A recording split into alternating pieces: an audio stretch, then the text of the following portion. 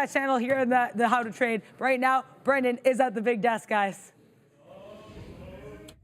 Hey guys, yeah, welcome in 2 o'clock on a pretty positive. I haven't seen the sector board this green in a really, really long time. It's been a long time since we've had a 3% kind of a day. It's turning into a 3% kind of a day for the NASDAQ anyways, and tech stocks specifically. A number of things moving around here. I wanted to show you this just real quick. I saw a few people talking about Bitcoin. Yeah, getting really, really tight on this consolidation on the daily chart after that last move back towards 53,000. So about time to maybe make another move here for Bitcoin in a very, very tight consolidation.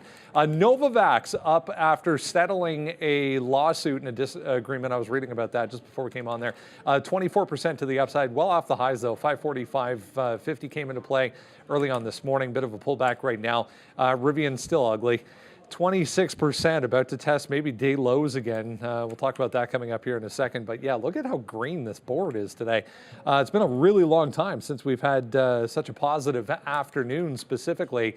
Amazon there, 3.25% to the upside. There's really not a heck of a lot to the downside. A little bit of negativity maybe in the banking group, a little bit more red. Some of the utility names, some chips, Intel downside 0.9. Everything else though, huge to the upside. Intel 0.9 to the downside, NVDA 15% to the upside. What an afternoon we are looking at for these. Broadcom 6.3%, AMD 11%, QCOM 2% as well. Apple, Google, Microsoft, Meta, you know the drill. All back to positive territory this afternoon. Look at the market overall. Huge, huge reversal candle developing here on the daily chart after we got that kind of an interesting move that happened if you're with us at 8:30 this morning, coming off some employment data that was maybe a little bit negative even for the market. Remember, initial jobless claims and continuing claims came out the wrong way. Downside suggesting maybe some underlying strength still in the employment market. So let's touch on a few things we were discussing. If you're with us to kick things off this morning, we'll do a bit of a review as we always do at this time in the afternoon to see how your trades went from the morning. Let's talk about NVIDIA, guys. Up, and away, and then some for NVIDIA today. What's up, everybody? I have a theory, by the way. We're $2 in the money on AMD right now. We will talk about NVIDIA. Did I trade NVIDIA today? No. We went long 182 on that break, and that was a good one. We talked about that. Then we just got long again down here at 181.20 and change. What's up, everybody? Yeah, so we're good to go right now. And here we go, man, making out new highs. Again, what is the high of the day here? We're right here right now. I'm going to take a piece. I'm taking a piece out. So we'll ring a little bit of a register right now. In the money, there it is. That's $2. So we'll spin it for you right there. $2 winner on AMD. We're going to try to hold it. We also have $2 on Meta right now. We've been talking about that one a little bit there on the midday. And thanks, everybody, for supporting that second stream. I mean, it's been accurate and it's been good. It's given a break to the midday team to have to keep on repeating what our positions are. But again, a big day around here, man, a big day around here. We said yesterday that this could happen today. We knew that this could happen. 3% on the NASDAQ. I mean, even this morning when we were in 2%, we were like, this is going 3%. It's hitting 3% right now. So it didn't even take that, took a loose 2 hours. Let's see if it can continue to hold, but there it goes, man. Big, big day. And we tweeted it out earlier. I hope you guys are with me on Twitter. We tweeted out, who's ready for a big day? And there it is, man. So, news and earnings drive this market, and we got a huge bump today as NVIDIA basically puts everything on its back and lifts it, everything. Amazon, Google, Meta, Apple. Unless you're Rivian, Lucid, Etsy, and what the heck is? Oh, no. Other names that nobody should be in. Probably. It was like AT&T, Verizon because of the outage. Yeah, what was up with that? You mentioned that. Well, it was only in the U.S. So I read like one note because I saw some notifications when I was looking up some. I feel like we should always be buying outages because they never. It's always like a panic sell. And then it comes back. I don't know. I haven't even pulled up a chart of AT&T today. But the theory that I have is for every 10 handles that the market moves up, the trading floor gets 1 degree hotter. I'm not making this up. Since we broke 18,000, things wasn't that bad. It's like it's getting hotter and hotter. That's not a bad theory. As we're grinding higher. I'm in Apple and Marvell long, but I had one trade on NVIDIA. It's the thing about NVIDIA, it put the market on its back early. And since then, it's like, okay, let's shift responsibility. Let's allow AMD, SMCI, and then we'll allow Meta to do some heavy lifting. Then we'll allow Apple to do some heavy lifting. Then we'll let Amazon do some heavy lifting. NVIDIA has not been breaking higher all day. I had one long off the 65 break. I either liked dips into previous resistance or the break at 65, pre-market support level. So that's all I took, one and done. And we haven't even claimed 780, like we've broken 780 like 5 or 6 times, but you haven't held 780. You can break 780, you just can't hold above 780 NVIDIA. If that happens, forget about it. We're going to hold this. I mean, the ES is only 2%, but that NASDAQ holding 3% is definitely in tow. So I don't know if NVIDIA is the jam this afternoon, because look at the sideways action here. I feel like things have moved on a little bit. Like Apple was just a slow grind higher. Then it gave this long accumulation for, I don't know, that's maybe 20, 30 minutes or something like that. You had accumulation long off 84, and now it's ramping up. Sometime at about 12, some other names started picking things up. And NVIDIA is doing great. There's no question about it. Percentage-wise, it's fantastic. But AMD was what, 8%? Yep. And now it's gonna, like, is there a chance? Okay, it's not that probable, but 12% to 15%. It could get close. I don't think it catches it, but it could get really close to catching NVIDIA on percentage gain, which is just super impressive. I am in a Marvell dip buy long.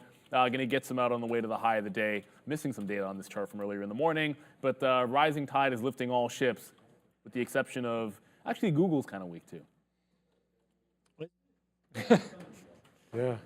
Oh. Let's talk about Rivian here. The one, maybe, to the downside, or standing out at least on the negative side of things. Look at the volume on the daily chart here for Rivian. Just absolute destruction. 26.5% to the downside.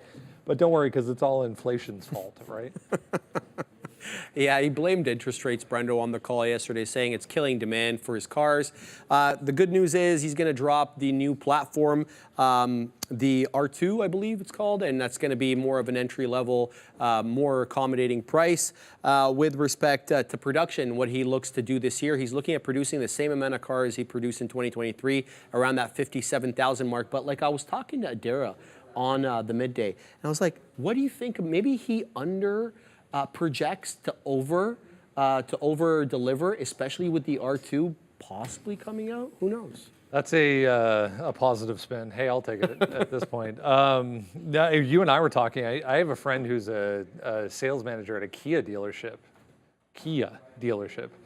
in the GTA here, and even they were really, really struggling trying to get their cars out the door. I mean, people don't want to pay 9% interest to lease a car right now. It's tough. Be nice. There's something about the way that Brendan said Kia that just, I don't know, I feel like there's a story there that he's not telling us. We'll find out about that later. But we should start this in chronological order, though, because you had one trade on Rivian, I had one trade on Rivian, and yours came first. So let's go chronologically here. Oh, how are you zipped up, man? It's way too hot. You're not even showing off the Dennis Rodman anymore. We're so fresh and so cool. Yeah, Dennis Rodman, bro. We have the big worm here. It's not big worm. We talked about big worm ice cream from Friday. Oh man, maybe this Friday we can have some ice cream. What a big perm. Is it today? Is it Yo, I would kill for some ice cream right now. Ice cream would. Ramin, you want me to go get ice cream tomorrow? Where can you get where can you get Ben and Jerry's around here? I'm gonna go to Shoppers. I think they have little Ben and Jerry's. Yeah. It's gonna be Trader TV Live expense. Get those expenses out. No, you're not coming over here to fix this. No. Only one person can fix this, Fabian. Get away, bro. Fixing my damn self. Damn. All right. Well, we were going to talk about Rivian there, and then we started talking about ice cream. We got time. I might purposely make this thing a mess. All right. So we talked about it earlier, man. It was on the sticky note. It was so good. We took it at 8:45.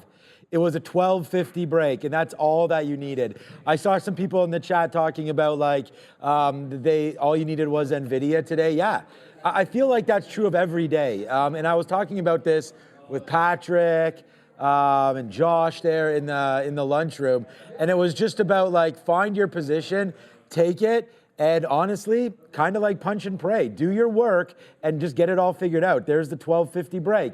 It's the #1 idea here on the sticky note. 1250. We had it at 845. You know, they talked about scalping, and obviously that's what I do. So getting out all this area is one thing. But there goes Rivian to the downside. The only thing that I was really talking about, and I bought Rivian. I've bought Rivian now for the first time down here. So right basically where it's at right now. The thing about it is, once they miss on that production target, like they can only produce 57,000 cars, that's what they're projecting into the new year here, the forward year. That's like, you know, even if you're selling the cars with a huge demand, if you can't deliver them, then it doesn't matter. They're losing money per car. The best thing they need to do is ramp those up so they can deliver 500,000 cars. 50,000 cars is not going to cut it right now. So Rivian gets hit. When it's, I mean, Brendan had a perfect example there. It's very expensive right now to step into a new car. So Rivian right now is going to have to wait for that March 7th date where they'll get the new form factor, and we'll see what that can do. But maybe. I'm wondering if some of these car companies need to maybe take hits on financing. Do something. You know, like just hedge it somehow. Like if you're Rivian, could you not put like $200 million in a 5% T-bill or something like that, and then lease out cars, then instead of 9%, do 4%, because you're making that 5 back on the investment. Now I know there's taxes and all that, but anyways, I'm just thinking. They're boring. I mean, you're boring outside anyways. the box. Sean for mayor, 2027. They're borrowing a bunch of money anyways. So like, let's be real. Like, you might as well get creative with it, because all you're trying to do is survive. Like they just want to be the ones that don't die. Like that's the name of the game. If you're Rivian, Lucid, Nikola, Polestar, VinFast, you can throw all of them out there. Like you're just at this point trying to survive. So it's about like one of the things that I think Randy was saying, which made a good point, is the cash flow looked a little bit better, so you can maybe point to that as a positive. But I was looking for an SSR bounce play on Rivian, which meant today you had to be super patient looking for a bounce. We always talk about let something set up. Like, does it look like it was any point? Like, okay, fine. If you were randomly looking at $11.40 this morning, for whatever reason, there was your bounce. That was under the 52-week low. The 52-week low was at 11.68. So if it had bounced there, I would have taken a shot. It didn't. So I'm looking for the next available opportunity to bounce, which is near $11. That's the even price. There's it holding. There's it holding again. This is where I like it. It's kind of a double bottom there. It's definitely a double bottom here.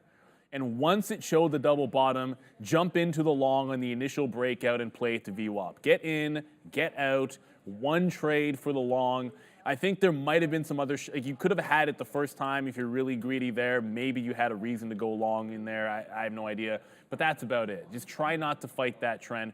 And if anything, maybe you should, it should have been a VWAP short or something like that in the afternoon. Now looking back at this, maybe it is still a VWAP short if this pops up. The market might carry this back into VWAP for a potential play. That's worth watching. But I will not go long again. Took the one shot.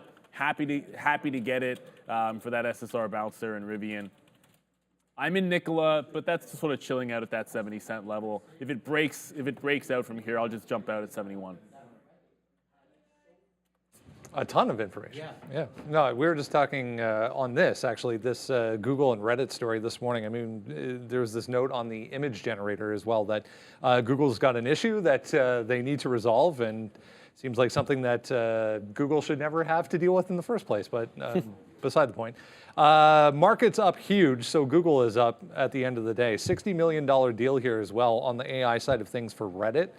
And you were just about to say, massive repository of data and information that, they can train AI models off of. And that's what the value, that's what we keep hearing about the value. We keep hearing about Reddit wanting to IPO. Things keep getting kicked down the road, but this is one positive for them. It's a $60 million deal here, Brendo, that gives Google access to Reddit's data, and they're going to train their LLM, their large language model on it. And we'll have to wait and see what that does. But, I personally, I've used Reddit, and there's both good stuff and not so good stuff. So I don't know how they're going to train the model here, but it'll be interesting to watch. I wonder what's going to happen when they come public, too, because that was apparently going to happen this year as well. So anyway, we're back to green today, guys, but nowhere near what the market is. No, Google's been a dog today, and it is what it is. Like I didn't think that story was like I understand it's a thing that has to get fixed. I'm not one of those people that says okay, you don't want to have obvious errors not fixed in its image generation. Like people are not going to trust it if it's going to put out nonsense. Okay, so I get it. They got to fix Gemini, but I like the long off 144, and it didn't work. There was the first bounce was actually pretty good because you got 44 up to 44.5, and if you leave it at that, then it would have been just fine, but I tried it again and lost. When it came back, I just accepted the fact that Google's relatively weak. It held under VWAP at the same 144. I scalped it once. It's been a heck of a lot better. It was a heck of a lot better in the first push down at 144 than it has been here. But even as the market's been making fresh highs all day long fresh highs, VWAP is holding on Alphabet. I just trimmed it because the market went higher, but really, I don't know why I'm not just hanging on to this almost like forever here. It's completely insane how weak this stock is right now. You can't even break VWAP when the market is churning, and if this image story is the reason why, that seems nonsensical to me, but you just got to look at the price action. Google's not strong today, and you got to accept it. Yeah, no, I was. That was basically the only hit that we had today. You know, like real hit. Well, we had Alibaba. We'll talk about that. But was looking at that Google 144. I liked it early. I feel like it's a short now, and I'd love to put this short on. This would be the one. I mean, just for reasons that Neil just mentioned there, it's weaker. We're not really sure why, but still up 1%. But we knew this was going to be a huge NASDAQ day. I thought this would have been a much bigger day for Google, so there probably is something in this story. NVIDIA basically comes out today and just justifies everything. They talk about the purchases, the order book that they have. We know that Google, Meta, all of them, Amazon, and one more are all the buyers, Microsoft. Yes. Google, Amazon, Meta, Microsoft. Those guys are all buying everything from NVIDIA. So I just thought that, hey, man, you know, the story is real, and we could see a monster move up in this, in my opinion, third place in AI. I feel like you want to be NVIDIA, then you want to be Microsoft, and then I would say the next biggest could be Google. But I mean, there's arguments for Tesla and Uber and all that. But yeah, anyways, Google not performing well. It is the largest holding in my long-term account, so I'm a little disappointed today. But hey, we'll take up 1% if that happens every day. Yeah, obviously we're just playing around. That won't be happening. But yeah, I think it's a short for now. Google's a little bit of a miss. I didn't get a chance to even look at any of those images, but I did see the story that it was just screwing up because. I mean, come on. I sent Marissa bad. That Sora app, like when it was released a week ago. I don't know if she's looked at it, but that was pretty impressive, man. I saw some tweets. Basically, it would be the equivalent if you said, "Hey, show me," because they can't use real images, right? So that's the whole point. I don't think they ever could. There was a small portion where if you said show a picture of Elon, like it would generate a fake picture of, like, say, Elon. But now they don't use the real image, so you don't have that. So it has to do these weird approximations. So if you say show us the founding fathers, it'll like roughly look like dudes from that era with the the white hair. You can't say like they do. You can't put a picture of yourself in there and tell it to generate you. But they were throwing, like, there was one that was like, show a senator from the 1800s. And they threw a brother into that picture. It's like, are you kidding me? I'm like, come on, son. So it's doing it right, but there's obviously, it was trying to, they have to double check resources. Okay, I'm just gonna be real for a second before we go back to the desk. It was being woke about it. It was essentially trying to be diverse in historical situations where it was completely nonsensical. And that's... Oh, you think they did it on purpose? Yeah, it's actually so if you asked it for give me an American woman, it would show, like, it always generates 4 images for you. It'll have a diverse picture. Then redhead. Try this. This is on Gemini right now. Like, you'd have all different things. But if you're gonna do that and then ask for a founding father, well, that's just it's historically, you know what that's supposed to be. That's what I'm wondering why. So that was the issue. But I don't think they should be mocking that kind of stuff either. Well, I don't know. I don't know. Well, no, because people are using it kids are using it in school and stuff like that. I don't know. Exactly. Anyways, it's not interesting story. I think it's probably going to get brushed under the rug. I think you buy the dips on Google, but maybe not today. I mean, is this a dip? I don't know. Up 1%.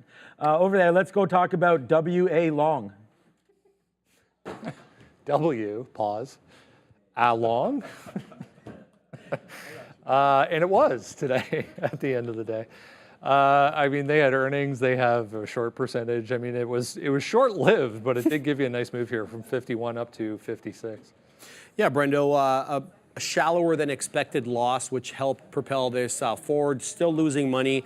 They're looking to make themselves a bit more efficient. Sadly, there's going to be about a headcount of around 10% of the workforce, but the market likes it. It's popping up. We'll see how it does the next few days. Yeah, starting to curl back to the upside right now, guys. Decent volume today as well for Wayfair at the end of the day. Yeah. Okay. I mean, it does have what you need. You know, so there's that. Yeah, I guess. You know. I don't really have anything for Wayfair right now. No, I haven't looked at Wayfair ones today. Would that be? Let's look at it together and see what we're thinking here. So obviously we hear the story. Yeah, up 10%, continues to go. I believe this name, and I apologize if Brendan just mentioned it, but I believe there was a decent short float involved. Yeah, 25% in Wayfair. So they come out. They produce those numbers, and the rest is history. So up 10%, you're going to see this name looking like it wants to take out this level right here, 53.50. So when I look at this, I always say early, we talked about this. So here's the move at 8:30. You can forget about that. That's the earnings call. Boom to the upside. There it comes out. Let it settle down. You always want to give it a little bit. It kind of respects the 200. Obviously, you had to dip down in. That's about $1 of a hit, so that's tough to take. But you shouldn't be taking this in the first 2 minutes. Then it really does, love the 200 period. That could have been a nice breakdown there at 51. But then when it gave it up, you're back into 50. It's held 50 there. It held 50 in all the kerfuffle right there. And now you're starting to go back up to the upside. I think Wayfair is good. Pullbacks to VWAP, pullbacks to the 200 look like they want to be supported, and they have been for the last couple hours. I think Wayfair, if it comes back down to 51, 52, it may indeed have what you need. So it's a good name. Retail's been pretty strong. I mean, I would always turn over to Amazon if we're going to look at something like a Wayfair, but this name up 10% continues to work. Not super great on the chart, but it's a nice relief candle today, breaking back near the 50-period moving average. We'll see if it can get back up there, but it's a good thing it didn't go the other way. So Wayfair right now, you have a pretty solid bottom down here at 48. If you're long the name, stay long until it breaks that 48. You might have a decent winner here off that report. Yeah, I liked it if it broke out to 50 in the 200, which is like 55, 56 bucks. So it just that's not happening, and it's a bit of a short float name today. So a bit of a position update. I am now out of Apple. So I was mentioning Apple 185 in the midday when I was talking about this 84 break. This is not a short. I had to take profit in the 90s and then just saw the curl and punched out. So it codes it a short because I already had an offer out there that was a sell. But I'm now out of Apple. I think 85 could be a bit of a crest. Again, nothing for Wayfair. Although I said this morning. Market's at all-time highs. I think if there's a squeeze name, maybe like Wayfair couldn't do it today, but maybe Carvana could do it. And Carvana reports tonight. They'll be we didn't really do the earnings board, but in the aftermarket show today, I feel like Carvana's the excitement name, given its 35% short float. There's probably some other things reporting, and we'll get to them a little bit later on. But I do like this. It's actually breaking out a skosh here just to steal something from Madeira at 52. Wait a minute. One second. I think I said this morning, hey, 52 break long on Carvana. That was actually really good. Now holding 52. Maybe it's getting the move in early here on Vana. 7% to the upside before earnings. It's one of those days. They're not going to have a good print. I don't know. I doubt they have a good print, but I thought we were going back there, or else I would have kicked in for you. What? No, I feel like you were waiting for them to throw it back.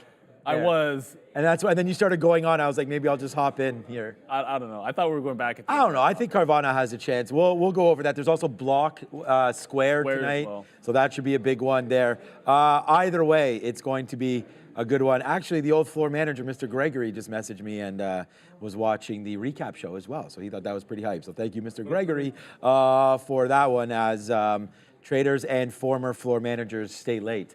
Hey, what's up, my guy? Hey, what's going on? New trader here. I'll introduce myself after. All right, so let's go over back to the desk and see what's going on with Sharif and Brendan. Again, I believe we're going to be talking about acid loss, lucid loss. Maybe they should have dropped some acid before they released that. I don't know. It was not good right across the board. You were just talking about the numbers there on the delivery side of things. Pretty bad. We bounced off 3. We almost got back to this support on the daily chart, but yeah, there's not much good here for Lucid. No, not really, Brendo. I mean, they reported revenue of 157 million. The street was looking for 180. The only really good news here is they were able to cut their loss. So they lost 29 cents a share. Their street was looking for 32. But the other side of that coin is they're not selling the cars they're producing. They produced about 2,400 cars and they only delivered about 1,700 of them. So the street not wanting what they have to sell at the moment, largely due to what we heard from RJ Scaringe today, high interest rates keeping things expensive. Was it earlier this week they had that price cut as well? Maybe it was last week. End of last week, they were talking about cutting some of the prices for Lucid as well. So clearly they knew this was coming. And the quarter wasn't going to be anywhere near what they wanted it to be. But, I mean, let's look at the positives. We got back above 3, I guess. I guess. I mean, is that what we're doing here? Like, we're trying to scrape for positives on these EV names? Oh, I got one for you. Lucid did not make a 52-week low today. There you go. That's a positive. Sick. Oh, that's a big deal, man. Shout it out to Lucid. I don't know, what else are you supposed to say? It's down 14% here.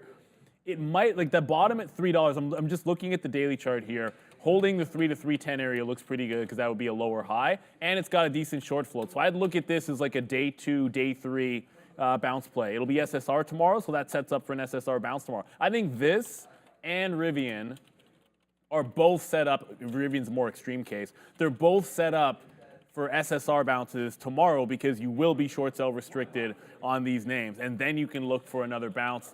Someone was mentioning even Fisker, only down 3%. But like, look at this. They're all bleeding and at fresh lows, but at least Lucid did not make a new 52-week low today. So putting in a higher low, 35% short float, I would at least entertain the idea of a bounce on both of Rivian and Lucid. If it holds the same low 2 days in a row, maybe even like if Fisker does something like that, just look for a sympathy rally because at some point shorts got to cover in order to make money. And so when these get driven to the downside, you just look for that relief. I should be showing you, like, when we talk about driven to the downside, like if you're short this, you got to have reasons to take it out, but I assume, you know, after earnings, when it makes this higher low, there'll be some people trying to get out in the 3s and 4s if they start breaking. And I think that'll give you an opportunity to try some longs.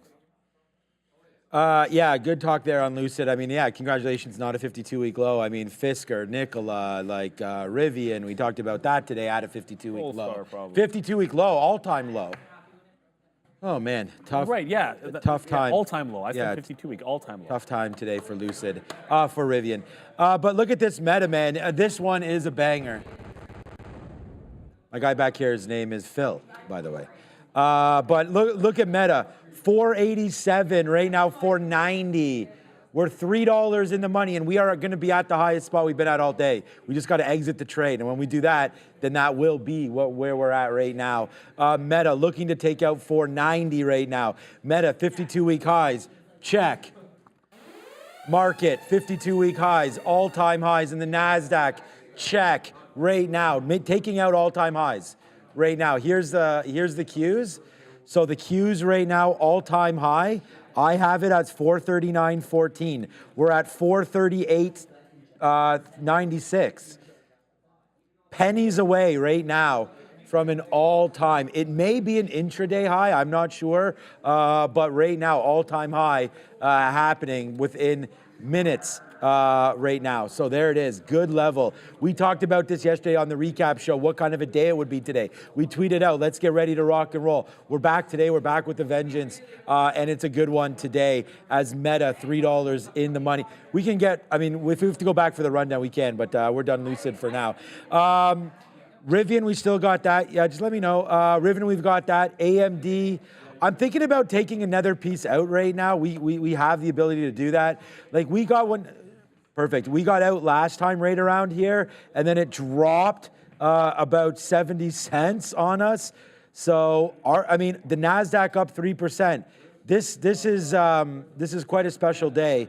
So, you know, might be one of those things where you think about taking a little bit of profit on this kind of a day. But why would the music stop heading into the close? I don't see a reason for that. Doesn't seem like it. NVIDIA's right back to 780 right now. What's our ARM doing? We should have got long ARM at 130 a whole bunch of times, man.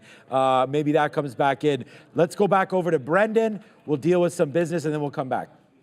The rundown in the afternoon brought to you by Trade Ideas, real-time scanning and alerting used on the desk by everyone you see on the show. See what's moving in the moment with Trade Ideas. Check out the link in the description for 20% off. There it is. Oh, wow, that's interesting. Aight. Comp SRX, only because you said this, you're putting yourself on the chopping block. If Lucid isn't $8 this year, then please call me out. I'll put myself on the block. All right, there it is, Comp SRX. And when making, just to correct, when making comparisons between Lucid, Nikola, Polestar, Rivian, all that kind of good stuff, the reason look, Nikola's obviously very different. Like, you're talking about hydrogen, like rigs. It's not the same thing as any of those other EV companies. I just look at it this way for the stocks. There's Tesla, and that's a group by themselves. There's the Chinese EVs that are kind of a group by themselves because they will follow that overall market. And then there's everybody else.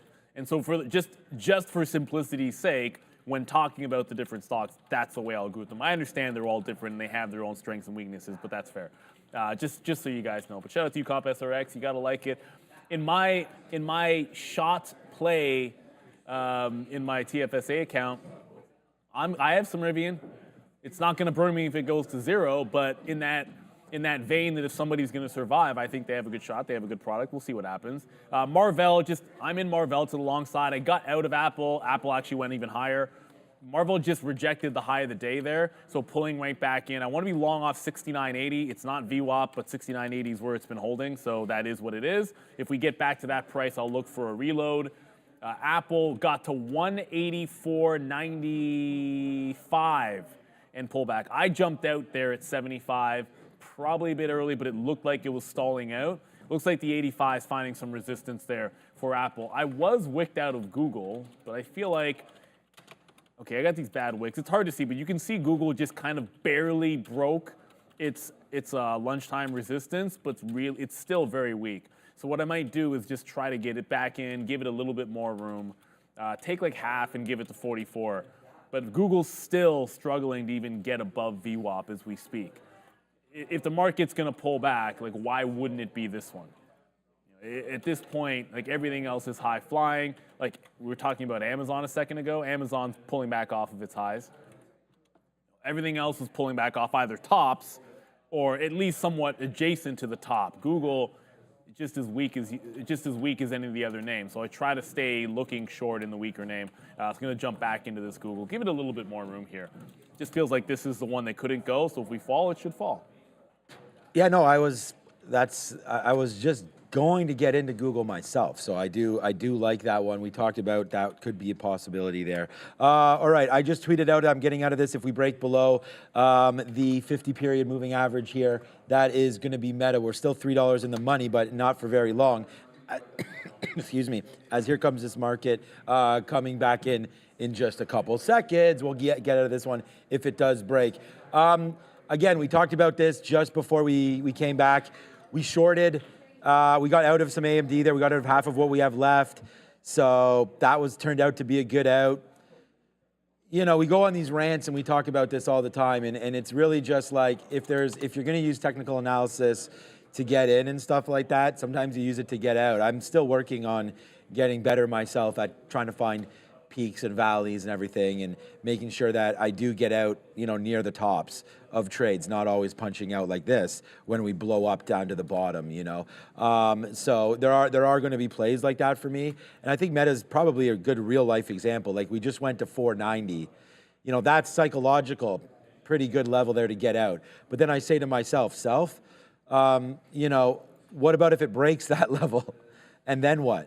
Are you punching long? Maybe. So if you're going to punch long, then maybe just hold the long that you currently have and add to it if it gets through there. Or you could do the other way around, where you get out at 489.90 or 489.80, so that if it never goes up there, at least you have the high. But my problem is, and you guys saw me do this because Neil had the long and I missed it, was NVIDIA, it seems like so long ago when it broke 700, which by the way, was at 650 yesterday on earnings, by the way. When it broke 700, you had to cross up like 50 or 60 cents before you got to fill. Yeah, it was ridiculous. So I only crossed up 20 cents that day and missed it. And I think you got like 25s or something like that. So anyways, it was a good move.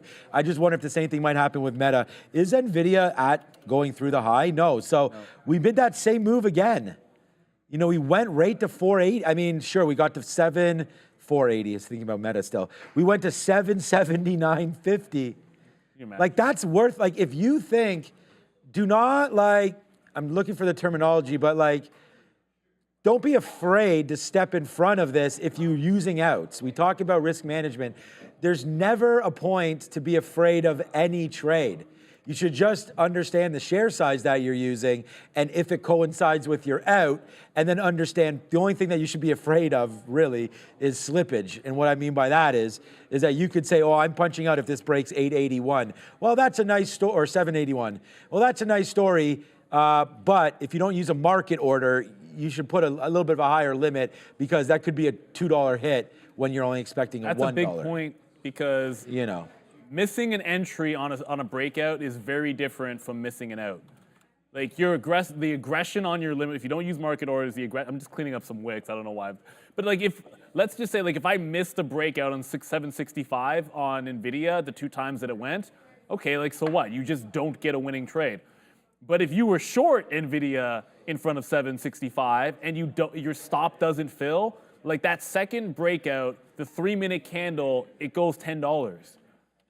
So if you have to get out manually in a panic situation like that, like, oh my goodness, like that's where accounts get blown up. You want to avoid like that catastrophic style mistake, which to me means aggressive orders. I would rather get a little bit of extra slippage to make sure that I cover a position that could go absolutely ham against you.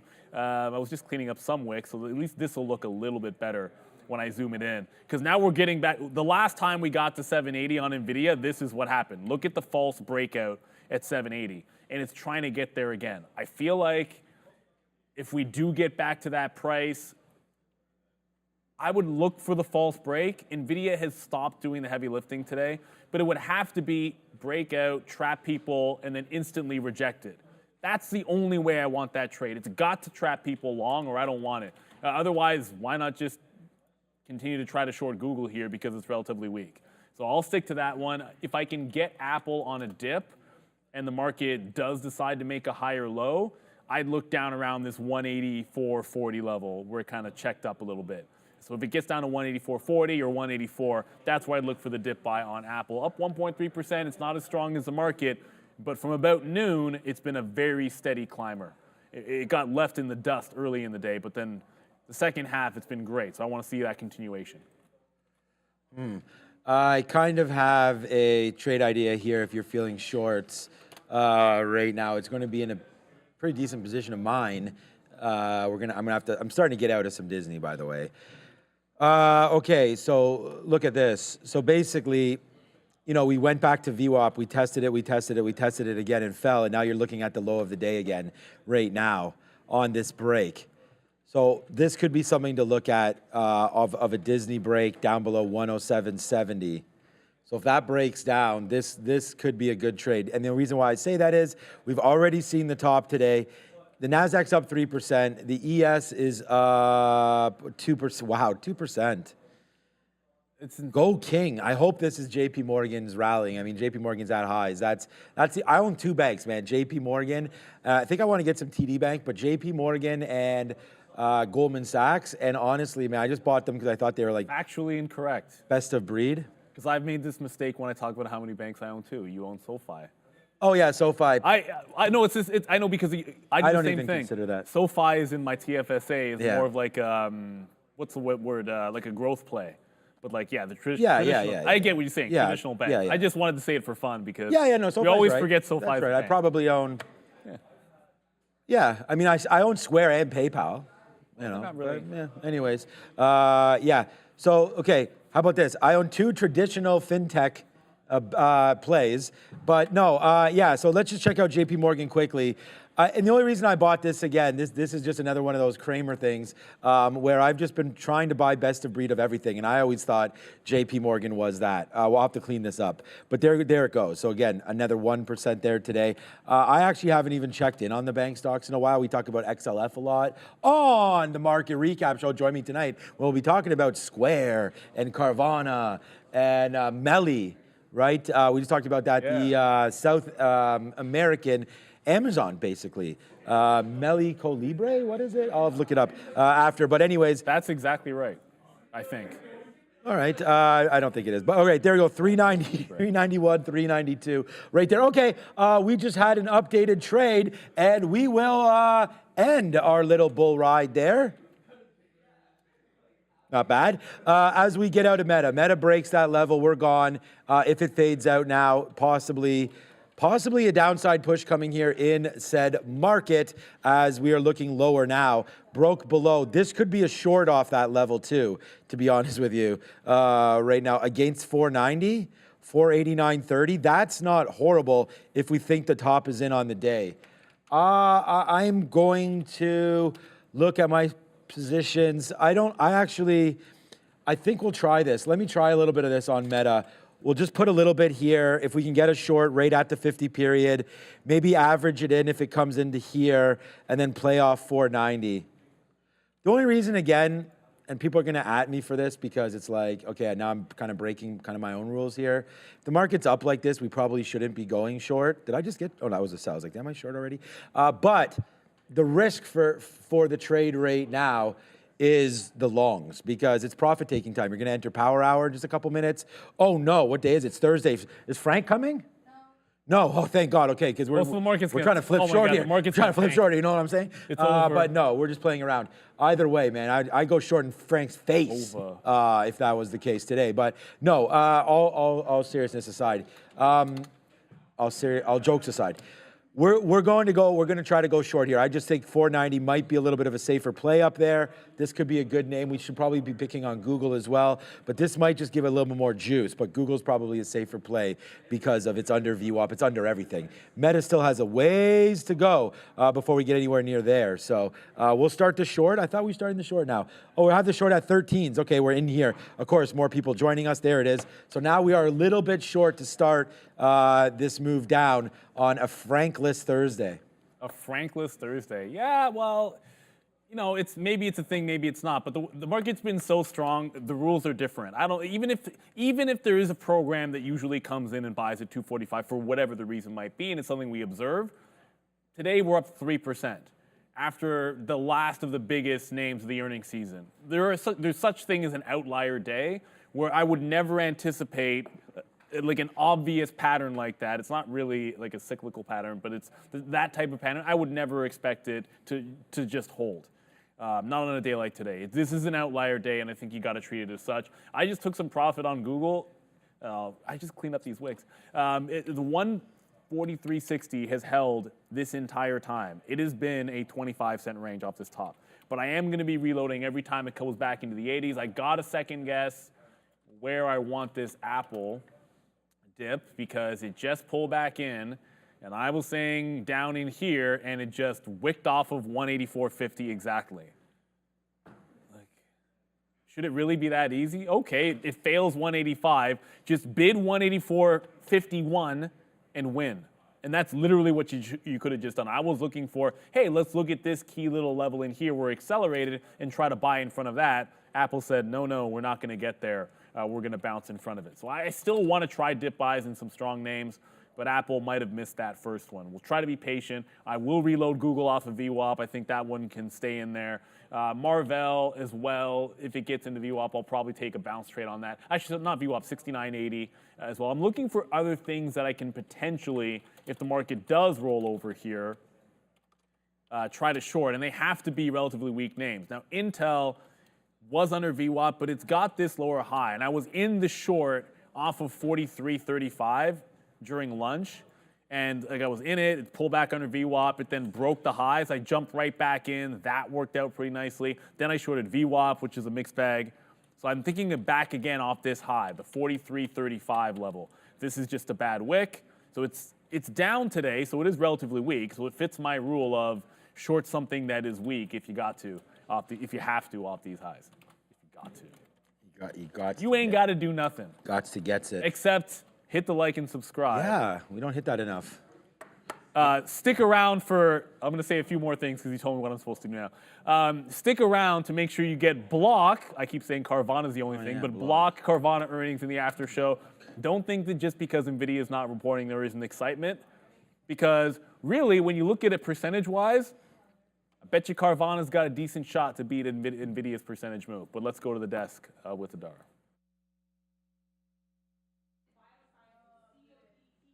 Mike. Sciences, COGT up over 10%. Bit of a late day move here, a little bit of volatility, announcing positive data for its trial in a type of immune condition. So nice, really volatile here though, about 5.6% short float, 80 million share float total. So keep an eye on COGT late day mover here, guys. Thank you for bringing that one to our attention. It's not the kind of day where you need a low float runner to try some longs, because the market's been doing it for you, but that is an intense move. And it is not, this is like second salvo breaking out important levels on the daily. Like come to my chart for a second, because this is all I will say. It should be relatively obvious to anybody that's looking at this. Above $9.50 and potentially breaking 10 is a heck of a breakout here. 200 period, quadnunc, resistance level that just got doubled up. And now you're trying to break out above it. If this thing can hold $9.50 for any stretch of time, I think it can go absolutely buck wild. If it hasn't already, but it has to hold $9.50 on COGT. The spread is, it's a little spready for a $10 stock. I'll grant it that, but it's definitely got a shot. I like that. One of Randy's words, spready. We do have a... Or is it mine? No, yeah, or is it yours? Randy's. Or is it yours? Or is flat top or flat bottom break Sharif's? Nobody knows. Okay, except for, you know, the truth will set Sharif free one day. All right, so here we go. Downside move for Boeing right now. It's a new short. We just took this. I mean, this is a minute chart, so 3 minutes ago. You can go see all of our positions live on the bottom right now or on our brand new YouTube page, of course, more Trader TV Live. So this is like OG Trader TV Live. There's more Trader TV Live like the OG. over there. Yeah, Trader TV Live OG. Yeah, exactly. So we'll wait. So we're going to wait for 202 and change. I mean, we could take this right now, take 15 or take 20 cents. I'm waiting at 202. So we'll see if it can break a little bit lower right now. The reason why I like this was against that 203, but we're just starting a position now. So if we can get a piece out here for the win, and then if it drifts back up, we try to get shorter against 203. I'm not super confident to like sort of load into this position right now. We're under the 50 period. I like it because it's support, support, support while be resistance this way, but resistance, resistance, resistance. So we'll see if it can hold that, and then we'll make a move back down. So that's what I'm waiting for here. And then if you're noticing on the board as well, so we've already done really well on Meta, but we're gonna try to make it again here. So Meta now looking at that short into 490. We talked about that.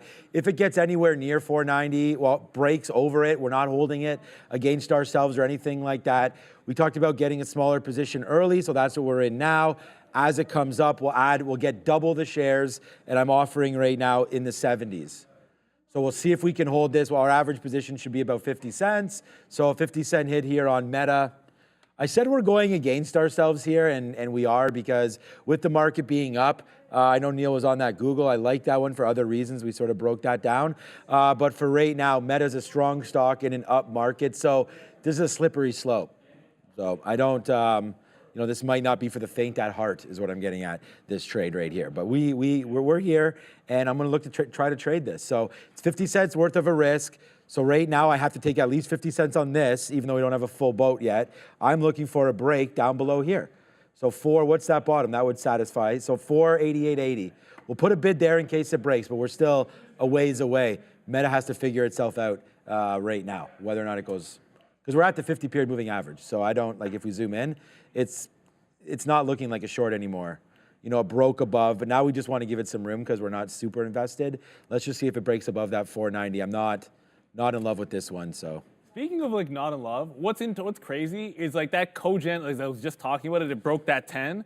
I took the 10 long. The entirety of the time that you were talking, it literally didn't move. Like the stock just went from $8 to $10, bounced back into like 950 in front of 10, broke out the 10. I have a relatively tight stop here. I'll risk about 25 cents plus slippage because when I looked at the daily chart, like that is just like that's like squeeze central to $11 if I've ever seen it. If it can hold this $10 level, I think it has a pretty decent chance. But it's really slowed down. So it's going to be a tight stop. You want these things to work right away because if it breaks down from here, you can be at 930 in a hurry. So I'm going to hit the exit. There you go, like automatic out, like right when it broke that 990. So I'll get wicked out on it. But you want those to go right away. And if they don't go right away, it can be a little bit of trouble because they can easily go right back into 930. Holding 950, I think, is big in the higher time frame. But you have to respect some of those trapped tops. I never want to get trapped at the top and then sort of ruin it. So I'll risk you want to risk a reasonable amount.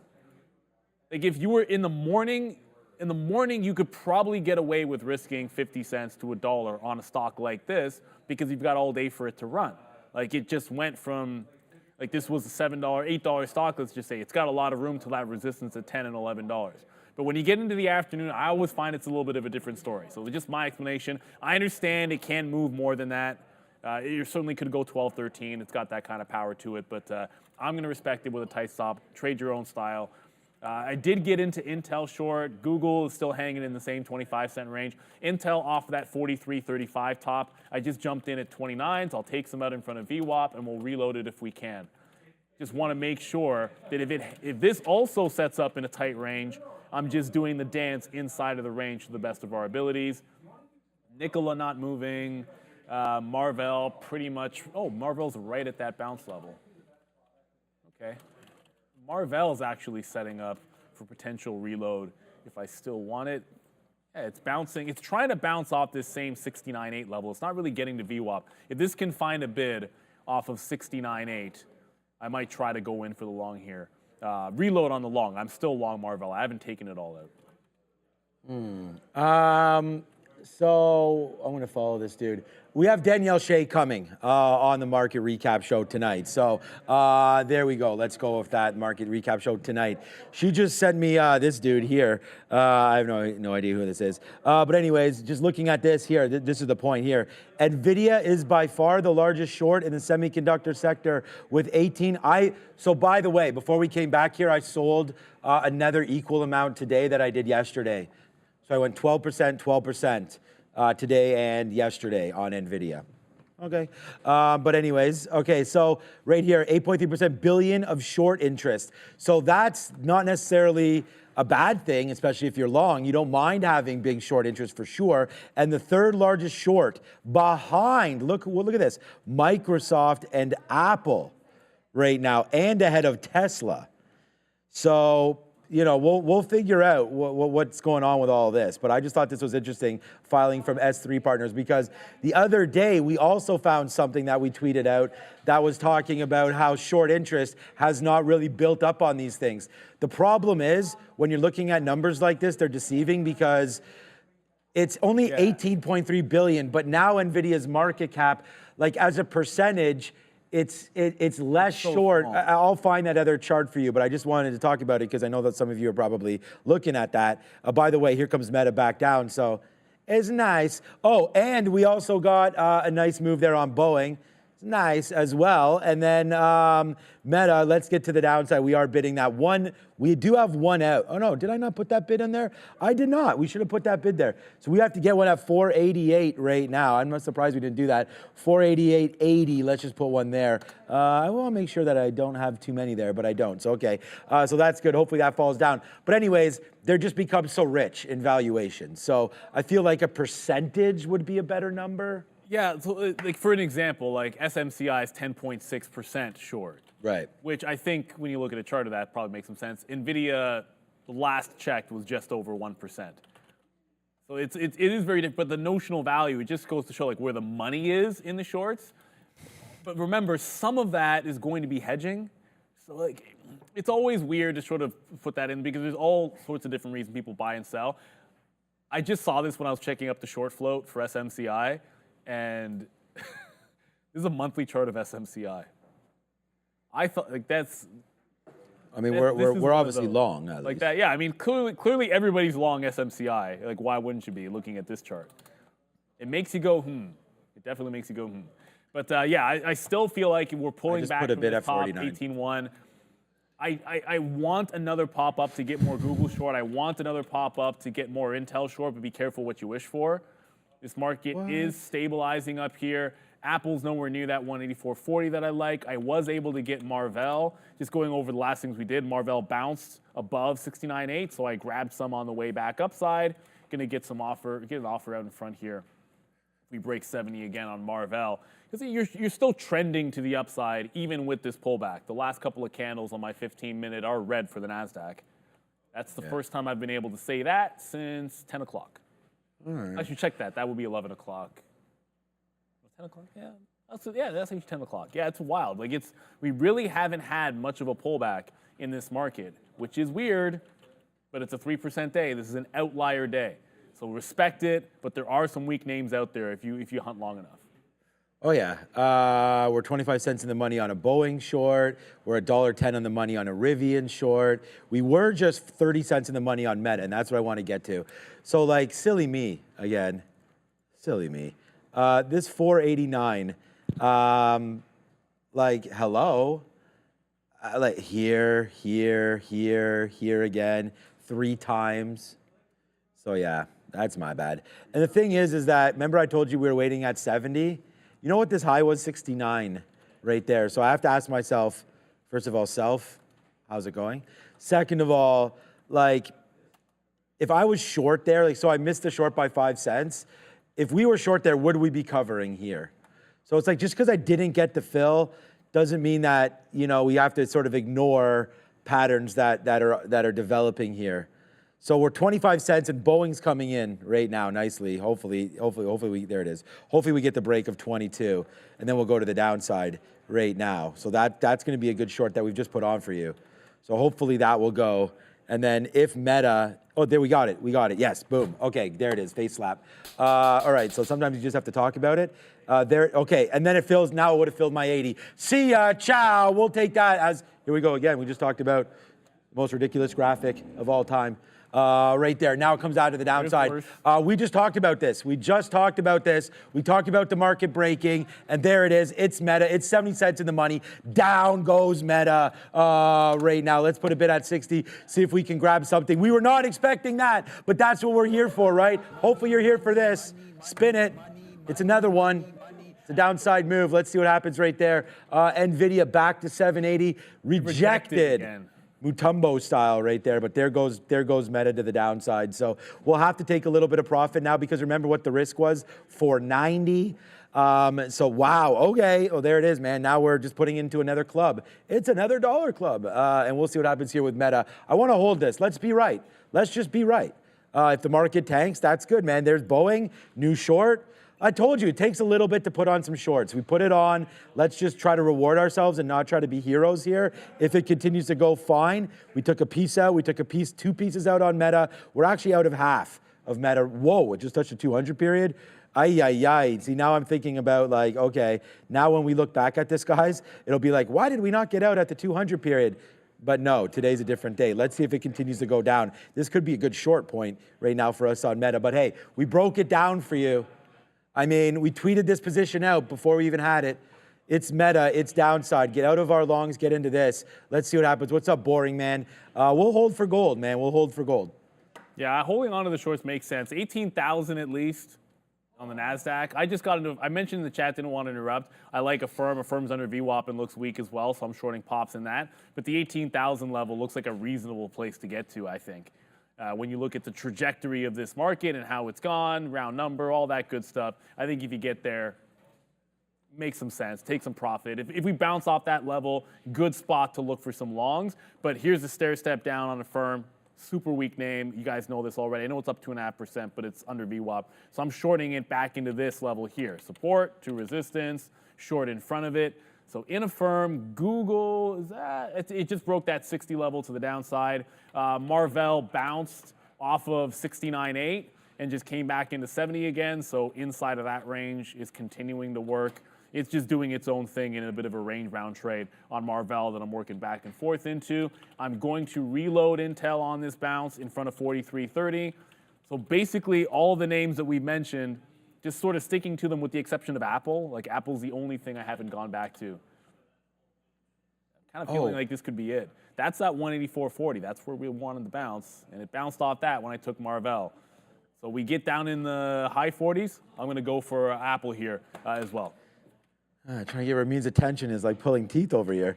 Okay, we'll see what's going on here with Meta. See what I was just talking about it? Yeah, she got it. See what I was talking about here, going down through 488, like, and that we would be mad, but we're not going to be mad. We're just going to wait for 490. If it takes it, it takes it. Man, we're having a good time here today. Once again, join me and Ms. Danielle Shea. We'll talk all about options. So let me know if there's any questions. Bears versus Bulls. If you see anything in the chat, worthy, pull it. If you have any questions for Ms. Danielle Shea about any of the earnings, if there's any options play that you're looking at, maybe I'll ask her about SMCI again, when last week we started to get into some, oh, wow, yeah, you were right there, man. We almost went back to a G note right now. Wow, starting to go again.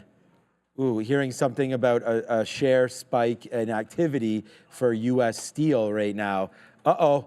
Deal talk again? Nippon Steel may be broken. Okay, so here it comes down to the downside right now for U.S. You say the deal might be broken? Possibly, that's what they're hearing.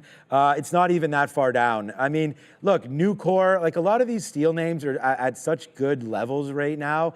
So there's the move up there on the buyout, like up to, I think maybe it was 50 clean. You just put, whoa, there, okay, that was a bad spike down. So we're starting to get some action. That was here. a wick. Oh, that was just a That was a wick for sure. But I mean, I think it was a market down. I actually think that might have been real because I was kind of watching. It looked like it. I just pulled level 2 up. I didn't see it. Oh, you didn't? I thought I saw a flash there, but it could have just been the wick. So, all right. Anyways, just a little bit breaking news there. Adara's going to be looking at that. Letter X, Miss A, if there's anything on that. Okay, so here comes Meta right back in again to the same levels. I'm just going to, I don't care about that U.S. Steel. That's not going to affect Meta unless they're just going to produce titanium something.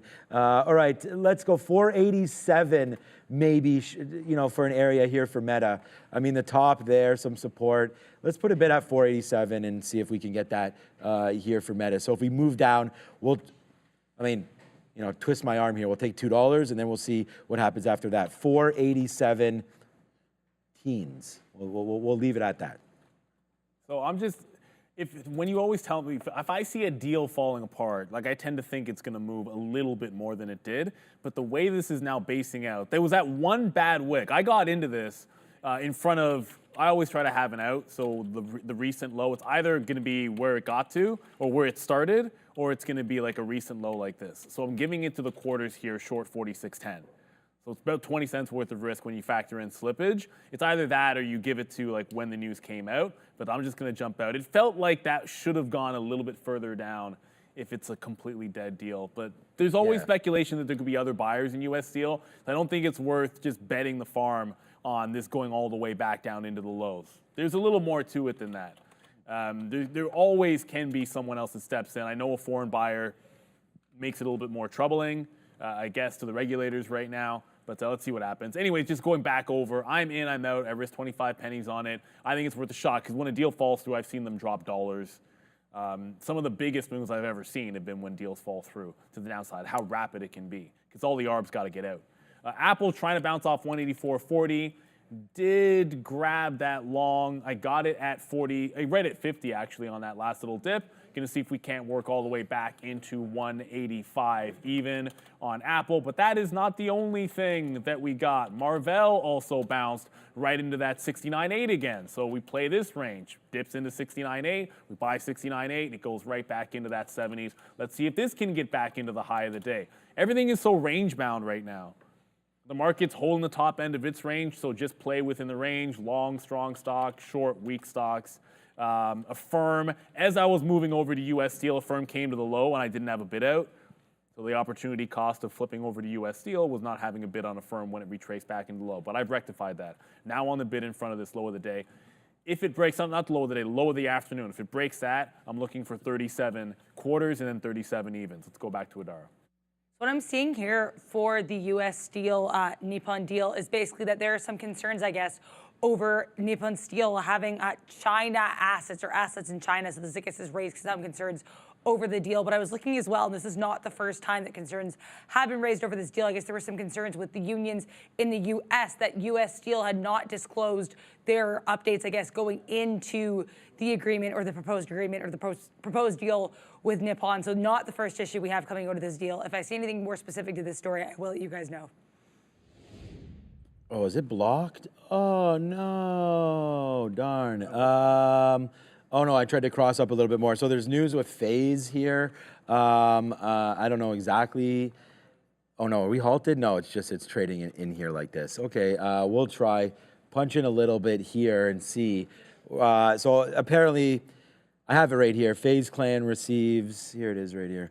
FaZe Clan receives stockholder approval for merger with Game Square. It's not GME. Game, so Game Square. I saw someone in the chat say GME. Announced that stockholders have voted to approve the proposal merger. So it might not be a good thing. I don't know exactly what the merger entails right now, but there it goes. So we're in that name. We just punched it long right here, right now. So we'll see. You know, it was a 17-cent name. I feel like I don't know anything about this deal, but you can see maybe if we can look back and find out, because January 23rd, there seems to have been some movement right there. Now you get shareholder approval of the deal, but whatever the deal is, FaZe Clan's starting to move now. So we're in it. We'll see. Well, it's FaZe Clan. It's moving around. Meta's trying to make a move back, and then guess what NVIDIA's trying to do as well right now. Yeah, it's right back up to the high of the day one more time as the market's trying to go. This was the problem about trying to fade market moves. It's like, you know, when the market's up 3%, it's hard. It's hard. So we took the money and we didn't run completely on Meta, but we're okay on it. We're looking to get more short. And if that one goes back up to the upside, we will give away some of that profitability. But look at NVIDIA right now trying to go. Here goes Meta going as well. And maybe we'll just get out of phase. I mean, I keep forgetting that we can make money like being in this at these levels. Like if I can get 22 cents here on this, that would be $0.015, which isn't the, I know it sounds. $0.015 on a 20-cent stock is great. I know, that's what I'm thinking, right? It sounds a little bit like, but like that's, it doesn't sound like it's that great. It's 15.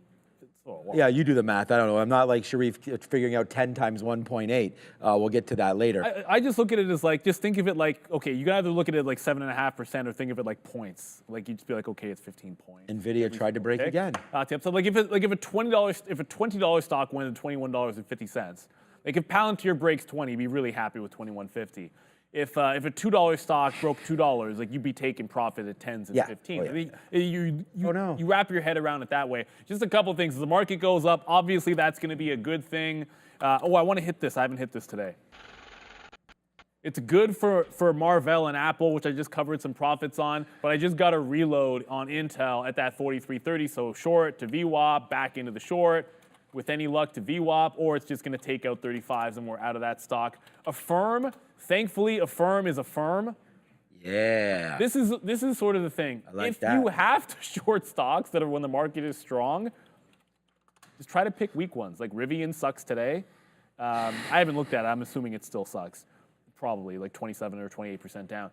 But Affirm has been bleeding as the market's been making fresh highs. This is why the lesson of the day, the other day, we actually did it on relative strength and weakness so that you can identify what is weak and then how to take advantage of it so that on a day like today, if we pull back from the top, at least you're in something which isn't going to rip your face off.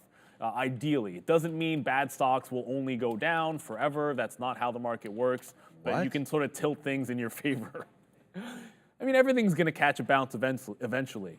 How many times we've heard people like go on about Mullen when it makes a bit of a bounce? They happen. Isn't that the greatest stock of all time? What do you mean go on about Mullen? Of course it's the greatest stock. You know, you're waxing poetic there. Actually, no, number 2. By the way, yeah, there's a 1. couple other ones right there. Look at that, man. We reloaded Meta at the 50-period moving average. It's now, we just got 25s right there. It went up higher. I was waiting still again for that 70 fill. Did not come through. So we'll take a 25. And then we could have just got 80s right there. So that would be 45 more cents short. Well, we could get it right now. 45-cent winner. Let's wait for it. I mean, it's more than that, but I'm bidding 60s. So if we get into the 60s, we'll take it. And the reason why we're doing that is if you sort of see these tops here, that's 65, that's 70 actually. Maybe we should maybe we should get a bid out right here, right now. Oh, we might have got filled there if we were a little bit more patient and noticed that. But okay, so right now, nice downside move. I'm gonna put something there at 488.70 and take that fill. Darn it, we just missed that by a couple pennies. We were in the 60s there and it printed 70 flat, I think. So we'll see if we can get this. We'll take a piece out now. I still think the bottom. I mean, I don't have any bids here. Let's just put profit in our pocket. If we can get a reload like that, and then now we're straight playing with house money. That's always a good thing if you guys are gamblers. So, we're gambling with the short here, I feel like. Let's put some profit in our pocket. Did we just get that, Phil? No, we did not. Again, that just went right to where we were, 73. You know where we are? We're 74. I got the analogy for that. Because I never liked the gambling thing. Think of it like this. I was like poker because poker is a skill game. It's essentially when you're pot committed, you put yourself in a good position in the hand where you can make a call that you wouldn't normally be able to make. Right. And that's essentially what you're doing when you're like, if you got it and it's in the money, it's like, okay, great, we got ourselves a good entry. That's like getting it in with the marginal hand because someone gave you the opportunity to limp in, or you got a sneaky raise out of the button, so you get to play 8-10 or something like that, and then suddenly you can make a really good call on a straight draw. I love poker analogies, but that's when you play with house money in a trade, that's what you're doing. You're able to do it because you're in good position, not because you're gambling. You think the position, if you think the setup is good, you take the trade. But when you have something which was looking bad, but you got yourself a good price, then you're playing with some house money when you take that profit. Fresh low of the day for Firm because they stink, but Apple's starting to stall out a little bit. So Apple got to 75, 80s, and is starting to stall off that 40 bounce. I got 50s on the 40 bounce because it made the bottom, then I got in. You could have 41s if you want, not really my style. If it gets to the high of the day, I'm out. I don't know if I want to reload this again. You've now got, if this is a top, that'll be lower highs on the 3-minute and lower lows. And that suggests to me, do not reload the same price. So if it puts in a lower low, I will not reload this price on Apple. Intel is cresting. It is trying to hold 43.35. It's holding out for now, but at some point I think it gives it up. Marvell is kind of like Apple, where it's getting to resistance and not breaking out.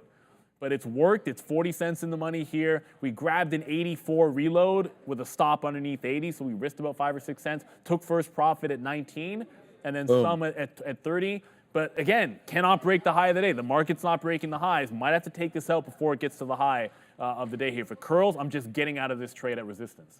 All right, so, I mean, there it is right there. So we'll go bang right there for that. And by the way, we only took a penny there on FaZe Clan. We're still in it. We'll see. I don't know. I feel like when the news hit, probably should have gone already. We'll see if it means anything as people digest what exactly has just happened there with FaZe. So we did have a spike up to 22.50 and not much happening right now. There's actually news about Mara right now. They're releasing something called Slipstream. I don't know what that is.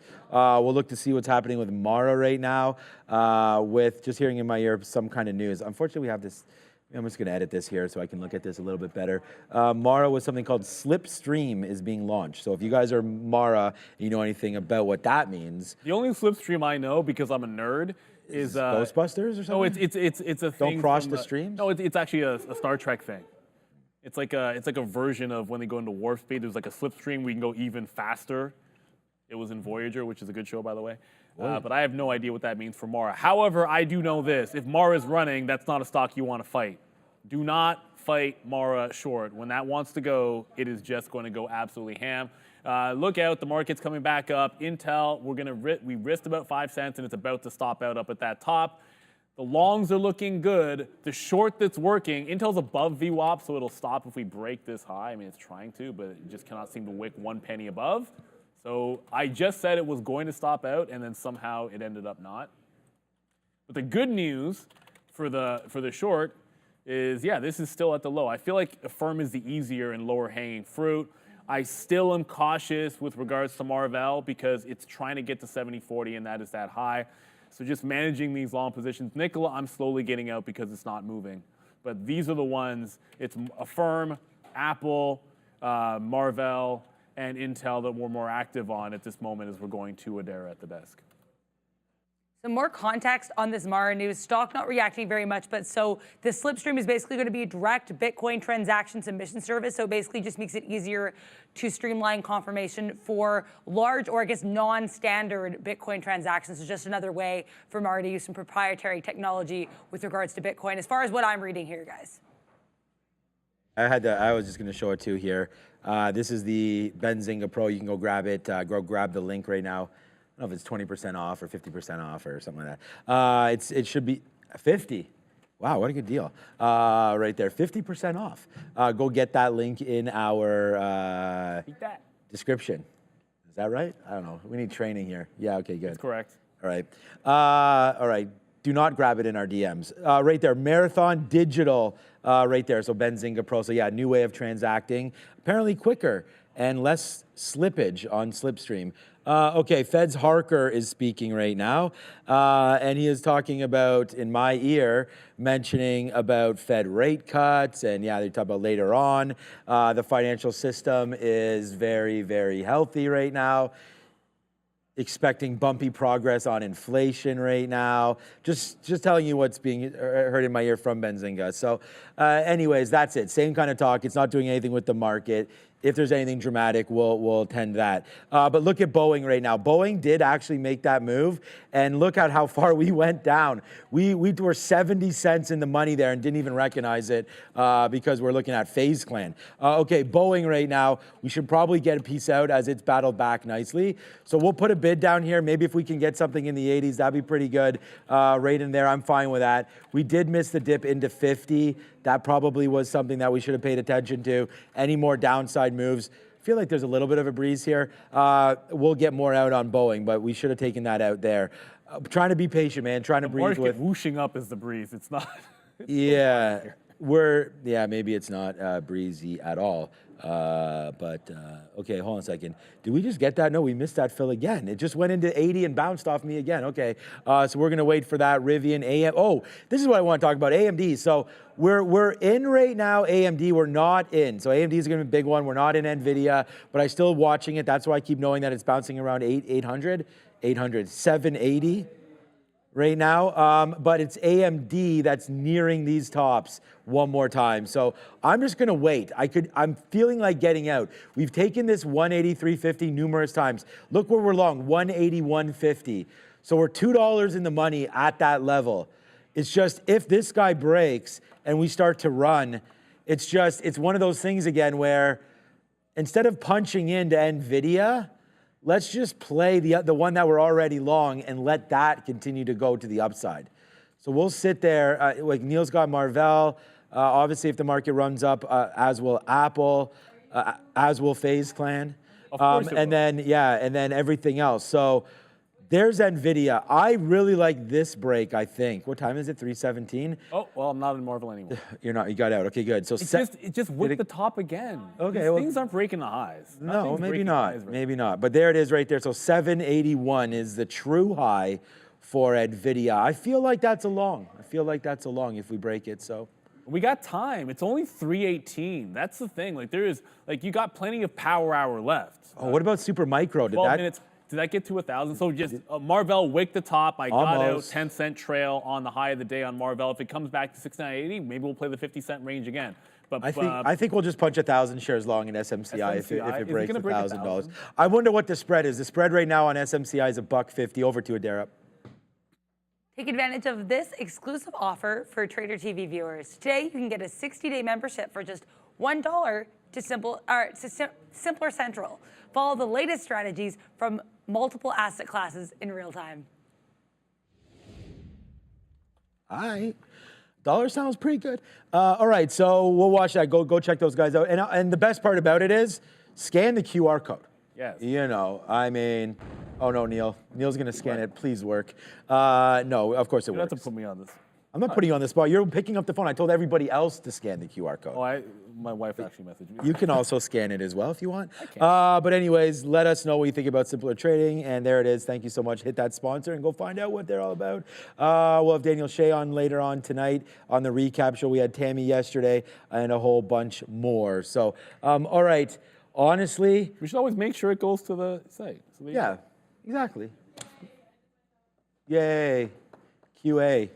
All right, so there it is. Yes, congratulations, Ramin. Give that girl a raise. All right, so there it is, 488.70. NVIDIA. It's a good, yep, NVIDIA just broke. So there it is right now. So good call, Neil. NVDA, I got to get over there as well. I didn't get it. No, I'm saying good call. It broke. Did you take it? I didn't think we were there. I wanted the 781. I mean, if you take that 781 break, I don't know how far you had to cross up. Obviously, I wasn't looking, but it's cash money. It'll pick us up. Yeah, it'll come back and pick you up in 2 seconds right now. But I'm just gonna wait on it. And the reason, look, it worked pretty much. We're hoping for AMD to get going now. We missed NVIDIA because we weren't doing anything about it, and then there it goes, ripping to the upside. Part of trading is preparation. I mean, if you like the 781 long, I could have had that stop order in there and then just addressed it right now. But unfortunately, missed that one. But there it goes. Good trade there if you got it. Yeah, but getting picked up on the way back in, we'll see. I have not been, by the way. I'm just looking to grab essentially the price that I would have taken on a break, which is, the teens and 20s is where I'd try to be getting in underneath the quarter. And if you get picked up, risk 30, 40 cents and see if you can't get a secondary play. It is super strong. I got out of Marvell. Apple, we're going to hold on to look for the 185 if we're still going higher. If we break 185, we'll hang on to that. Intel. I told you guys where the stop was going to be on Intel, so that's me getting out. Intel is no longer short. The only things that I'm short, Google, which Google is, seriously, Google? This is the range you're going to put in on a day that everything's going ham? I should reload this because it's right back at VWAP and doesn't seem to want to break the even, so I'll get there in 90s or something and take it. Affirm is still working to the downside. It's actually at the low of the day. I got some out when it took a fresh low. Now I'm just thinking, why not 37 even? If Affirm is going to be this big of a dog, and the daily chart is still doing this, and the 15-minute shows it failing all the big levels, if it should get to 37. 37 is yesterday's resistance, early morning bottom. So I'm thinking, why not 37 even? It's the next key level. If it's going to be this week, then throw it out and hang on to this short as the market wants right back to the high. I guess the market wants to close above 3% today on the NASDAQ. It's been a while since we said that. I wish we had that kind of a stat. I might go ask ChatGPT when the last time we had a 3% day was. Yeah, it will tell you for sure. I feel like it's been a minute, but we had talked about this, that NVIDIA was going to put everybody on their back, and I mean they did it. And today it's 3%. The market's at a huge level right now, right? 18,000. I mean. Look at this kind of move that we've had. It's absolutely huge. I mean, we waited for the Super Bowl of earnings. It came, and there it is, man. Right up to the upside. The Chiefs did it again, and there it goes, man. Huge move up, and that's that. So now we'll wait. We'll just have to wait to see. Is this going to be another sort of kind of monumental high there? Because we broke through 18,000. We only went 100 points, and then we dropped 500 points. All the way back in, 500. We dropped 1,000. We went down to, 17.4. So we dropped from 18.1 there to 17.4. And then we were saved. So now, okay, we know what NVIDIA has. It's out there. We've talked about it. The earnings are there. Okay. So we ask now what the next catalyst is. It's an election year. The halving. Bitcoin, I wouldn't even look at what Bitcoin was doing today, 51.6, so okay. I'm pretty bullish that, so I'm staying long there. I have to check out next time Cardano. I'm only saying $1 million because I can't buy Cardano at 4 or 5 cents. It went to 65 cents. I still remember when Cardano went to $4, so that's what we're holding out for. And then we'll see you later, and we'll just pass the keys over to Obi. But no, for right now, We're going to wait for that to happen. You'll take everyone to Vegas, right? Yeah, I will for sure. Inside joke. Wait a second, FaZe Clan right now. Wait a second. We are up like 20-something%. We're up 3 pennies on 20 cents right now on FaZe Clan as this starts to go back up to the upside. So, okay. Yeah, I told you that the market would lift up FaZe Clan. Anyways, there it goes. Nice move to the upside. Obviously, we're not making any real money on this. We don't normally trade this kind of stuff, but hey, I'm glad we brought this to your attention. If I punched it super late, I hope some of you got it down here when we were talking about it. I saw someone said GameStop in the chat, and I said GameStop as well, but it's game. So whatever the deal is was approved, apparently, right here on Benzinga. Here's the story just now again. Shares of FaZe are trading higher after the company's stockholders voted to approve the merger. That's all I have with GameSquare. So there's probably more in here, but again, you guys, oh, there it is. It's right here. So there's probably more about this. But anyways, we can go over that. Go find it. Adara's sort of talked about that a little bit. FaZe starting to go, man. Maybe we just punch out here at 25. Wow, this is a nice little win here for us on FaZe. Why is AMD selling off? Good question. What's up, Adara? I'm seeing here that apparently Reddit has filed publicly for its U.S. IPO under the ticker RDDT. That is RDDT. If I see anything else on this, I will let you guys know, but I'm seeing this pop up a bit about this Reddit IPO, guys. Why wouldn't they do RDIT? So that's basically the top of the market. What? But like, that's a dumb ticker. I may sell more. Honestly, I don't, like, you're going to think that sounds ridiculous, but the minute that they start pumping out more and more IPOs, all right, well, let's see the number of shares involved. I was waiting for the, what's the online retail, the Chinese online retailer? That was the one I was waiting for. Temu? Yeah, but no, it was Temu Salani? No, it was a different one. Either way, but the Shein, but then they pulled it back. They delayed the Shein IPO. I thought that would be a bit of a top, but all they did is move it back because reasons. I just got out of Apple because it wasn't breaking higher. It got to 184.85. Failed a couple of times up there off this lower high. So if you couldn't make higher lows, just going to jump out of the trade. I am now just in Google and Affirm, the weak ones. Nikola's not doing anything. I'll let you know if something happens in Nikola. Spoiler alert, probably won't. But NVIDIA there, like I got this bad wick. It just pulled back into 780 and went again. It just continues. I mean, it's actually on the way back down, but it pulled back into 780, bounced a little bit, got up to 782, and is now making another stab at it to set upside. Google, I did reload, but if it cannot hold out here, this might be it. This might be that one chance where Google finally breaks out the top. The top is actually 143.92. It's oddly specific, but that has been the high all afternoon. It's not 144 even. It's 143.92 on Alphabet. It's been a weak name, but at some point this market will drag everything to the upside, and even Google can go. You saw yesterday. And even FaZe. Well, I don't know about. That's going because of its own reasons.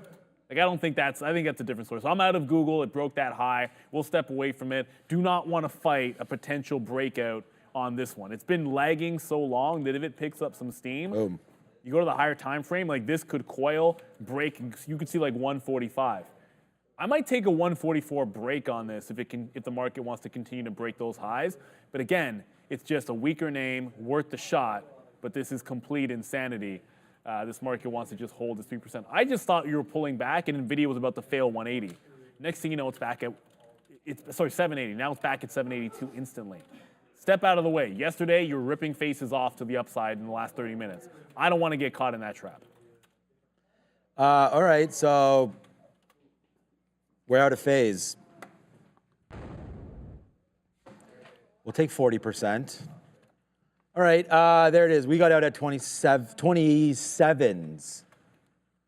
So there it is. Like I don't even have my key set up to shave this. So I just pushed offer enter when it was at 27. We got it. Obviously, it's going to look bad because we're at 29 right now, but still a nice move upside there for FaZe Clan. Look, man, small caps, FaZe, we've got it, man. RIVN, we've got it. AMD, Boeing. Google, Meta, Palantir, Roblox, ARM. Don't matter what it is. There's another victim, FaZe Clan. What's up, Adara? I'm getting some more updates from that Reddit IPO. So RDDT will be the ticker on the NYSE. At least that's what they're filing in the SEC filing. Also listing a number of underwriters here, including Morgan Stanley, Goldman Sachs, JP Morgan, BofA Securities, Citigroup, a couple more here as well, Deutsche Bank, Needham. So lots of banks are underwriting this IPO. And they say they do not anticipate paying any cash dividends in the foreseeable future. So just some more updates on that RDDT filing, guys. They don't expect to pay any cash dividends. I'm honestly, there it is again. We just taking another position out there on Meta. But yeah, no, Neil, I'm honestly calling the top of the market. As opposed to what? As if you were going to. You don't have to tell anybody that. When you get all these bankers lining up to do a deal, I honestly, whatever. Yeah, I want Morgan to get that money. Get that money, Morgan. FaZe get that money, so. Morgan Stanley. I own Morgan Stanley shares in my personal account. Yeah. I'm not sitting here cheering for the bankers. I'm cheering for my own interests here. That's all. Yeah. I mean, there was 6 or 7 bankers there. They'll choose one, and then we'll see. Morgan Stanley has been really, really depressed. It has. I'm telling you, man. Like, it is at $85 right now. We just showed you the JP Morgan chart and what damage that is. Look at Morgan Stanley. I mean, if you think banks are going to be something, which I still think so, we're still under the 50 period here on Morgan. But look what's happening to Meta. We just reloaded it again. Like, we're still here. What's up, Adrian? What's up, everybody in the chat, man? I mean, we went short. This is what we believe in right now. Thank you, Reddit. The top of the market is now in, courtesy of Reddit. Let's see now what happens. Nice downside push. We just shorted it. Like, we just took this in, man, at 40s. It's at 60s now. It's 80 cents in 3 minutes. It's what we're doing. Nice move to the downside. Also, Boeing. Oh, my God. We talked about being red yesterday. NEPA today, man. Today, green day over here today. So there it goes. See you, Boeing. I know this looks ridiculous. Let me just go like this so you can see a little bit more. Nice short. Boom. Just came back in. Let's go to the downside there for Boeing. Reloaded on Meta, man. Rivian's a good one. I mean, we're in a small piece here, but I guess we should probably get out of AMD. Bitcoin is ripping right now, by the way, taking out day's high. There is some story about Bitcoin right now. Somebody has invested in Bitcoin a lot, and I just came across. Someone just in the chat, they're saying Reddit actually buys with excess cash Bitcoin. I didn't know that was true. Yeah. I doubt that story's about them. But. That could be about them because here we'll go to a. Really? No, I'm just saying because since we announced that Reddit thing, it has gone to the upside. So, anyways, Bitcoin is really rallying right now, man. We also got Mara I mean, we're at day's high. Our account right now is chefed up. So there it goes, 52 coming in right now on BTC as it continues to go. Oh, I posted something today. You guys got to go, like honestly, you got to go over to Twitter like immediately. I posted some fun stuff from our podcast right here where we talked all about Bitcoin. Me and this handsome gentleman right here, the RIVN CEO. We had the RIVN CEO live on our podcast this last week. Anyways, it was just me and Brendo. Go find it out, what we talked about, all about Bitcoin. And we talked about plays like this. So go find it out right now. There it goes. Breaking through. Neil, put in your crypto trade. Breaking through 52 right now. I don't think we funded. Yeah, it's okay. There it goes. Bye-bye. Ciao, Meta. Right there. Oh, my God. Who would ever call a short on Meta? 1, 2, 3, downside push there for META, Meta, downside move right there. We called it. It's $1 in Meta. It's $1 in Boeing. It's $1 in Rivian. It's $1 in AMD. I can't make it up. There it is. All 4 positions that we have. Oh, okay. It's CBOE has got filed now for Ethereum ETFs. That's what it is. That's a better. There it is. Nice move up. So Ethereum, ETHE, making the move right now to the upside. So the next thing to do would be to check out exactly what's going on with Ethereum. Oh, of course, I'm on Cardano. Let me just go over here again and just check it out. There goes Ethereum. There it is right now. Awesome. Breaking through 3K right now for Ether. Nice move right there in the last hour, up 1%. Everything things starting to run again right now in cryptoverse. Highest volume candle of the day on ETHE. Yep. Over in the OTC. Well, that's what it is. We just got that news. So there you go, man. Nice little spike up there for Ethereum. Remember, filing of these, we knew this one was coming next. Yeah. I don't think it's rocket science. Remember what happened after the first thing that happened when the news got sold on the Bitcoin ETF was ETHE made a bounce as well. So I think your chance to make the big play was early on that move. But that being said, I actually think it'll be more exciting. We just got BTC trading at Real Trading here, so we can put live trades out. You still have the ETFs out there, but when you can start to get some of these other coins, that'll be a different story. Like that, I think that's when you unleash the beast, because you can trade the ETFs. You don't really need the spot, but once we can start trading here on some of those other coins, then it gets more exciting. I just reloaded a firm. That was the short that worked. It did a wick top in here. You can sort of see, there you go, went into resistance. There's your wick entry, came in on the way back in. If it takes out the high, I'll just get out of it. As I said, I do not want to fight this. You know, the only, we always talk about like being Canada and everything. Momentum's actually been good today. I'll be down because I fought a buyout today. And it was a long, which is hilarious. That's the irony about it. And if you have any idea what it looks like, I've talked about spread trading before and what that looks like when you're trading things in small ranges and it only has to move like a small amount for it to stink. But I was long this stock today. You know, it's one of those like stable type move, but when I had to cover it, it is what it is. You can lose on those. Momentum's been much better, so it's a bit of a different hinge. These are the guys that had the recent deal just announced this week. That said, that U.S. Steel, remember the news about U.S. Steel? If I was stubborn with this stock, I'd still be shorting it back into when the news came out. But to me, if it was the deal falling apart, that should plunge it instantly and hold it down. It didn't, so a tight stop ends up saving you. Sometimes the best trade you can make is to make a hit a small hit.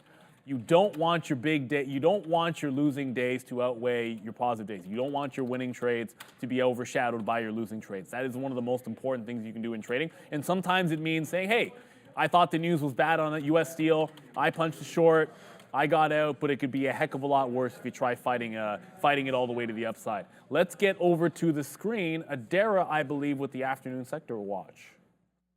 We're going to talk about some names in the S&P 500 that were making big moves that maybe we haven't discussed yet. So we know NVIDIA was up quite a lot, but there are some other bigger movers in both directions that are worth looking at, including KDP. This is Keurig Dr. Pepper, down about 3.5% right now. They did have a very slight EPS beat, but a fairly significant sales miss and slightly disappointing guidance here as well for KDP. Also of note, Agilent down 2.5%. After close yesterday, it announced that its CEO is going to retire and being replaced with one of the leaders from one of its other groups. So new CEO for A. Last but not least, Uber, UBER, getting a bit of a pop here on some news that it's planning on accelerating in India to compete with one of the local rivals in India. So Uber looking to get into what it's calling the three-wheeled vehicles here with scooters and bikes. Also getting a price target increase from BTIG from 80 to 90. So good luck for UBER and a lot of these other names we haven't really discussed, guys. So, 85. All right. I just heard that. And again, we're not to talk politics. We're going to go over to DWAC really quickly here. It's at highs right now, starting to go. But apparently Biden now, here we go right here. I'll just show it to you so I don't have to really talk about it incorrectly.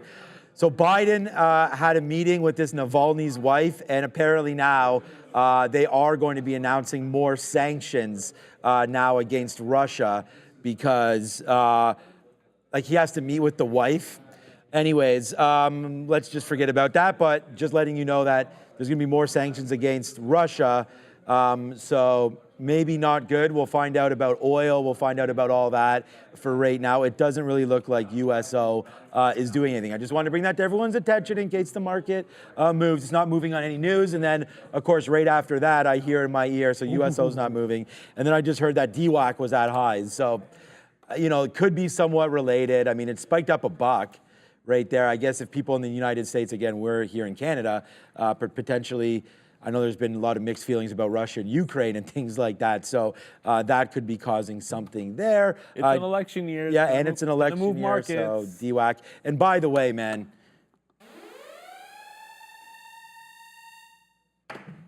I mean, there's the out right there, man, for Meta. We got 487.87 on that dip in. Look, this is the trade we want. We talk about sitting in front of levels that you want to take. Sometimes good, sometimes bad. I actually canceled as NVIDIA is at 785. I canceled this, and we were sitting right here, so we should have took it. You know, I thought NVIDIA moving up was mooning AMD. Mooning AMD, good one, my guy. It's up 11%. That's pretty mooning right there, I'd say, for nothing to do with what they said. But there it goes, man. NVIDIA just continues to climb. When you're at margins of 77%, AMD's is 56%, something like that, for equal chips like the higher end ones. 77 to 56 is such a huge gap. Like, we talk about PAN-W missing by like 200 million and they get hit on 30 billion in valuations, right? So you're not going to be able to get that back between NVIDIA and AMD. I think NVIDIA continues to be the winner, but AMD riding on some coattails today. You know, funny thing, man, PAN-W got back. You know, it sold off. It sold off, but it got back to 277, which is higher than it was yesterday. So we'll wait to see on PAN-W, up 3% today. We bought it yesterday. We'll see if it can work out today. It did make a move into 262 or something. So that up 3% is not, you know, it's just not really that. It was hovering around 270 all day yesterday before we dipped into the close. I remember that trade. So. That looks like I got really excited when I saw it break 275. Because a lot of people bought dips yesterday. We both bought dips in our personal accounts. I think somebody else on the floor did. I don't want to, not 100% sure. But yeah, it couldn't hold out, which is not a good sign. On a day like today, if you sold off, I went on a rant like this before. By the way, the last time the NASDAQ was up 3% was February 2nd.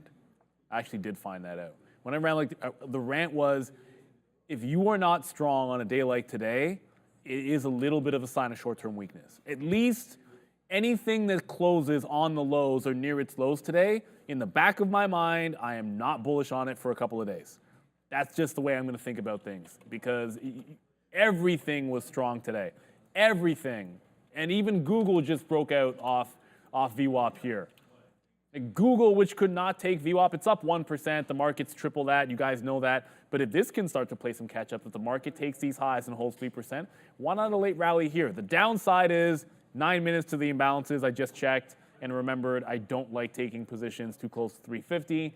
It's 297 million to buy. That is a very small imbalance. I don't expect any real big fireworks. The individual names, nothing. Enbridge, those always pair off. AT&T, those always pair off.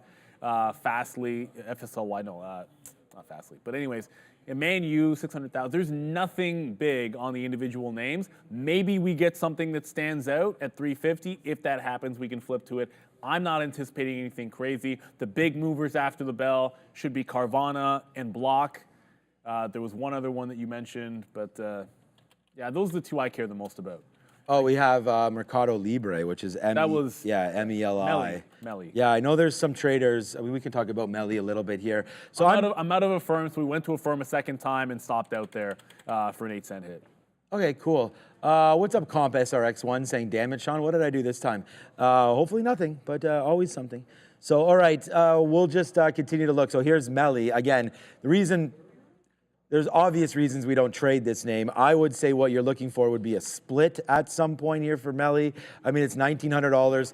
I had never traded $1,800. I have never traded Amazon before, or Google before, or any of those names, and now they're everyday names for me when they were these kind of prices. So I feel like a split should be announced here. They're really working well, man. They're like I said, they're online e-commerce solution there for Spanish-speaking countries in South America and whatnot. So located in Uruguay. We'll see what they can do. They do have a short float of only 1%. So again, a very, very big big cap name. You'd probably be surprised if I told you their market cap was 92 billion. So pretty large right there. And we'll wait to see what the news is here Just later one on note. about Melly. Yeah, go ahead. If you trade at Real Trading, there is, I don't know if it's an ADR, but there is a listing in the Brazil market for Melly. And it's a more reasonable price. Like, it actually trades at 75 real. So if you wanted something less expensive to trade, now buying power is not always an issue at Real Trading, but the spreads can be bigger, all that kind of stuff. There is Melly 34 on BZ. If you trade with Real Trading, most brokers probably aren't letting you trade in Brazil. We do have it here. Used to trade it, don't anymore. Let's go to the desk and take care of some IG-related business. Brought to you by IG.com. Trade Forex pairs like Euro USD with spreads as low as 0.8 pips and zero commissions at IG. Terms and conditions apply. Right. They do. I just want to say a big thank you. Go over to my Twitter right now. We have a lot of comments on this. Thank you so much to everybody here. Mark, Shimmy Castle, Whiskey 26, Greg V. I mean, Mark Garçon, you can come here and meet Neil, myself, Brendo, any of the team anytime. We're here in Toronto, Ontario. So just send us a note and we'll try to get you hooked up and you can ring the bell and everything. But I just posted a little bit here about some stuff that we talked about earlier on today. So go over to my profile and go find that, especially if you're like maybe struggling with trading or something like that and you want to sort of hear a little bit about the journey and whatnot. Okay, so we don't have much else, man. Boeing is $1 now in the money. So far, I mean, we could review what we've done this afternoon if you want. There's $1 for Boeing. That's a trade we took this afternoon. A trade we've took numerous times this afternoon. And this is my whole day, basically, if you want it, is Meta, boom, boom, pow, right there to the downside. That was another one that we took this afternoon. And actually, the other one that we took might have been the best one of them all. FaZe Clan. We'll go 3 for 3. Here this afternoon. And today we can run down the numbers, man. The number one stock, AMD, right there. Number one P&L stock for me is AMD today. And we didn't even start trading this one until 11 o'clock, where we just been double barrels long all over the place. So we have AMD's a big winner for us today. ARM is a winner for us today. Boeing is a winner for us today. That's 3 for 3. BABA is a loser today. As we kept going short, we talked about that getting offside there. FaZe Clan, again, a winner. We don't have to talk about that. Google's a small loser, man. We took that against 144. So that's going to be 6 and 2. Meta, come on, 7 and 2 right there. Palantir's flat, but that's down a coffee. We'll go 7 and 3 if you want. Roblox, 8. RIVN, 9.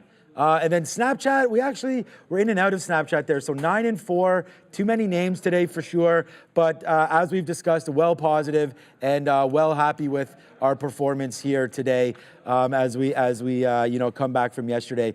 Boeing $1. Neil mentioned at 350, we do have those imbalances coming out. We should have taken that out there on NVIDIA, on AMD, and we missed it. It looks like it's trying to break lower right now. Oh, that sucks. All right, anything back to 182 or so, we'll have that. Be careful, SMCI failed to thou. Yeah, and NVIDIA's down $3 or $4 from the high. It's all good, man. We're really rocking. I'm not reloading Marvell. This is the reload price, but as I said, it's 350 right now, and the other chip names just all pulled back. So I think we kind of ran out of time. It did put in the setup that I like, which is a bounce off the support and then an opportunity to get it at a higher low off of that play. So I do like it, but I'm not going to go for the reload. Just be happy with the fact that it gave us a couple opportunities this afternoon. The market is trying to hold these highs. We're going to get those imbalances in 3 minutes. There was a couple of people that are watching NVIDIA as well. A couple of people, I'm being sarcastic about that. It just failed 785. So I'd be a little bit careful. If people are profit taking and the imbalances end up reflecting that, even a small pullback can be a big one. And when the trend is like that going into the close, you know how nasty it can get. So I will not be dip buying any of these names going into the imbalances. It is absolutely insane the amount of strength that this market has had, and we haven't even talked about some of the, I don't know what the word is, like ancillary names, like other runners that were out there today. I just want to point this one out because I said it this morning.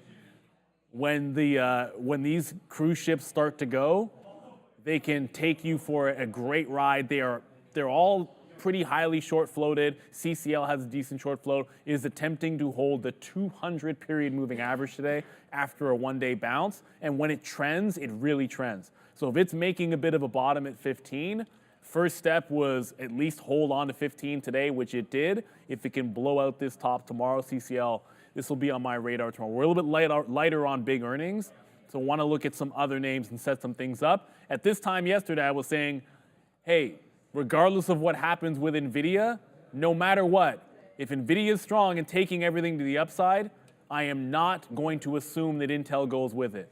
Intel, to me, was going to be a dog until proven otherwise. Ended up, biggest regret was missing the short offer, the open on Intel, but you guys all know what that looked like today. Intel was an absolute dog. And I think it's in the penalty box until proven otherwise. To me, it's a short till it's not on Intel off those earnings. I own it in my long term. I like to play with the foundries, but even they just said cutting into TSM's business is going to take a little bit longer than they thought. That's not good because that's the transition they're trying to make. So at one point, Meta was $1 in the money, but now it's $2 in the money. So my wife sends me this just right now. Cypress Hill concert, July 26th. Like, what's she trying to do to me here? I think I got bags under my eyes now. All right, Cypress Hill. Maybe, yeah, sure, Marissa, whatever you want to do. You the boss. All right, so there we go. We're going to watch out for Meta. Meta's really dumping in. We've already taken this level there. The only thing we shoulda, coulda, woulda was reload there, but you know what? We're just going to wait for that, and then we'll go from there. Like 487.50, 487, 46.50. Bring it on down. You know, that was one of my favorite skits. Bring it on down to Lickaville. Shout out to Justin Timberlake and whatnot that do that there on Saturday Night Live. The one thing about, I mean, Justin Timberlake is so super talented. It's crazy, but I love when he's on Saturday Night Live. Really hilarious there. I like him with Jimmy Fallon, but I don't know. They're SNL better. Yeah. Well, no, they're both. Yeah, SNL. Yeah, that's what I'm saying. But they're always together. They do the Bee Gees. I mean, it's funny, but it's not my cup of tea, really. But anyways, imbalances dropped. Yeah, the imbalances did drop, and there we go again. So now we're dropping hot science again. Dollars everywhere, man. We got out of AMD though, right here. I just was tired of it. We got out of it. We took $1 on AMD. Boeing is $1. We're just waiting to get filled down there. Hopefully we will. Meta's now $2 and still continuing to tank in. This has been such a great afternoon. Thank you everybody for watching. Stick, man. We got the recap show coming up. We're ready. We got numerous emails. Someone emailed in again. Well, I could say who it was. Nimit, thank you so much for emailing in. And he was just saying how hot that show was last night. So I appreciate that. And it's going to be even, not only is it hot in here, but it's going to be hot over there at the desk. So we're going to hit that tonight with Carvana, with Square, with all of that. And then I get to walk down to Old Maple Leaf Gardens as my family comes here. And I get ready to watch my daughter play on Old Maple Leaf Gardens, which means a lot. So I'm really excited for that one. She had a crazy game last game, and looking for another one here today. So I'm really proud of her and really excited for that. My other son goes to That's what it's all about. Yeah, my other kid goes, oh, there it is. We are now out of Meta. Yeah, my other kid goes to, that's $2. That's more than that, 47 we're out. Goes to chess, and he's dummying people at chess. And then also this week, I'm doing High Park evaluations. So I have to draft 7 players into High Park Little League. And I was sitting down with a kid yesterday whose sister plays on my daughter's hockey team, and he was asking me for some advice. So I told him, don't worry, I'll draft him if you know, he's nervous that he might not get picked. So High Park is really competitive. Unfortunately, there's only 8 teams. It's like a franchise model. So once you get drafted into it, then you kind of stay with the same team, and it's super fun, and you stay with the same people the whole way through. So it's really cool like that. But unfortunately, there's limited spots. So I don't know what the registration is. I hope every kid can get in. But yeah, looking to add some girls, and it just should be a lot of fun right there. High Park Little League, the best around. It's all. He's telling me he's got to have the swag, but really, that's what it's all about. I mean, really, when you think about it, like you live for your family. We talk about that all the time. So that's what you got to go ahead and do. The imbalances weren't big enough to care. It was 490 to buy, which is nothing. The only notable one was actually TLT, which is 5.5 million, which is just the treasury. I've never seen that mean anything. Just to get that out there. but there was a little bit of a spike in TLT when that happened. I've never seen that actually make a difference into the close. One of these days, we'll see if we can find some significance there. Apple was a sell of 1.2. That actually just popped up late. It was not a million when I looked at it. So Apple with a little bit of a sell and bounce. It was a good bounce on Apple the first time. Flat trade the second time, and then good thing we didn't go to it a third time. Like, Apple did nothing all day long until it got to VWAP. I really waited for the 184 consolidation for the long into 184.70, and up 1%. I know it's not as strong as the market, but that blue line, I guess it's like a bluish purple, it's a 200 period moving average. So Apple has once again bounced off 180 and held to 200. It cannot seem to fail these levels. I know Apple people keep saying Apple is weak and Apple is the one that's lagging and blah, blah, blah, blah. I heard Kramer say that he wasn't impressed. I think he gave them the second worst grade of the Mag 7 after earnings. Or maybe it was the worst. I don't really know. It was one of the two. But Apple is still reacting pretty strongly. Stronger than Google today. Not that I think Apple's better than Google in the short term. I would pick Google in the short term myself. But Apple, I think, can be along off that 200 period moving average in tomorrow's trade. Yeah, I like Google. I really like Google. They're my largest holding. Okay, so, I mean, got Apple. I mean, everyone's got Apple. Okay, I still think Apple's fine. We're going to try to cover Boeing here at 51s. Hopefully it comes in and we get that. We just, for fun, just covered Rivian. We said we'd want to be, what is FaZe doing, by the way? Okay, right back in, so it's a good thing we're out of that one. And then, what did I want to talk about? We just mentioned it there. Wasn't AMD... What did we just get out of? Oh, it was Rivian. That's what it was. Okay, sorry. We just ended our Rivian trade. So there it is, man. We got out. We held it. We held the one last piece to 10% all day into there. And we got 141 at the end of the day. 141.40, sorry. Or 11.41. All right. Yeah, it's a long day, and we're just getting started. Moving? Okay, so I'm just going to punch out. I got to get over to that desk over there. So I might just punch out. We were waiting for 50 there. We screwed that up. Now Boeing's starting to go back up to the upside. So yes, sir. We'll just punch out right there at 79 or 80. We must have got to 79, I would assume there. So there it is. We're out on that. Nice trade to end the day. We have 0 LFT. We're at our highest spot we've been at all day. A fantastic one. Yeah, well handled today. I'm going to flip over. It's 3:55. Enjoy the rest of this, man. There it is. You want to bang there, Daryl? You got it, man. I mean, if you want this for Meta, I mean, you get it over and over and over and over and over again. We really topped up our day there with Meta. Meta went into the number 2 position. For me, actually number 3 position, sorry. AMD first, Rivian second, because we just got out, so it updated. Meta third, Roblox. Oh, by the way, before I go, I never can stop talking. Look at this. Come on. Come on, my guy. 1, 2, 3, 4, 5. How many longs? I talked to Patrick over there, and I'm like, oh, man, you got to take your positions, hold them, and everything like that. Look, this is a buck. This is 80 cents. And it went back into the high there. I took it out. I took it out once there. We took out the rest. But look what Roblox did the rest of the day. Not only was I happy to make back like all the Robux that we've been recently purchasing, we could have got a year's supply there. That was a little stupid. Up to $43 is Roblox. Again, another one.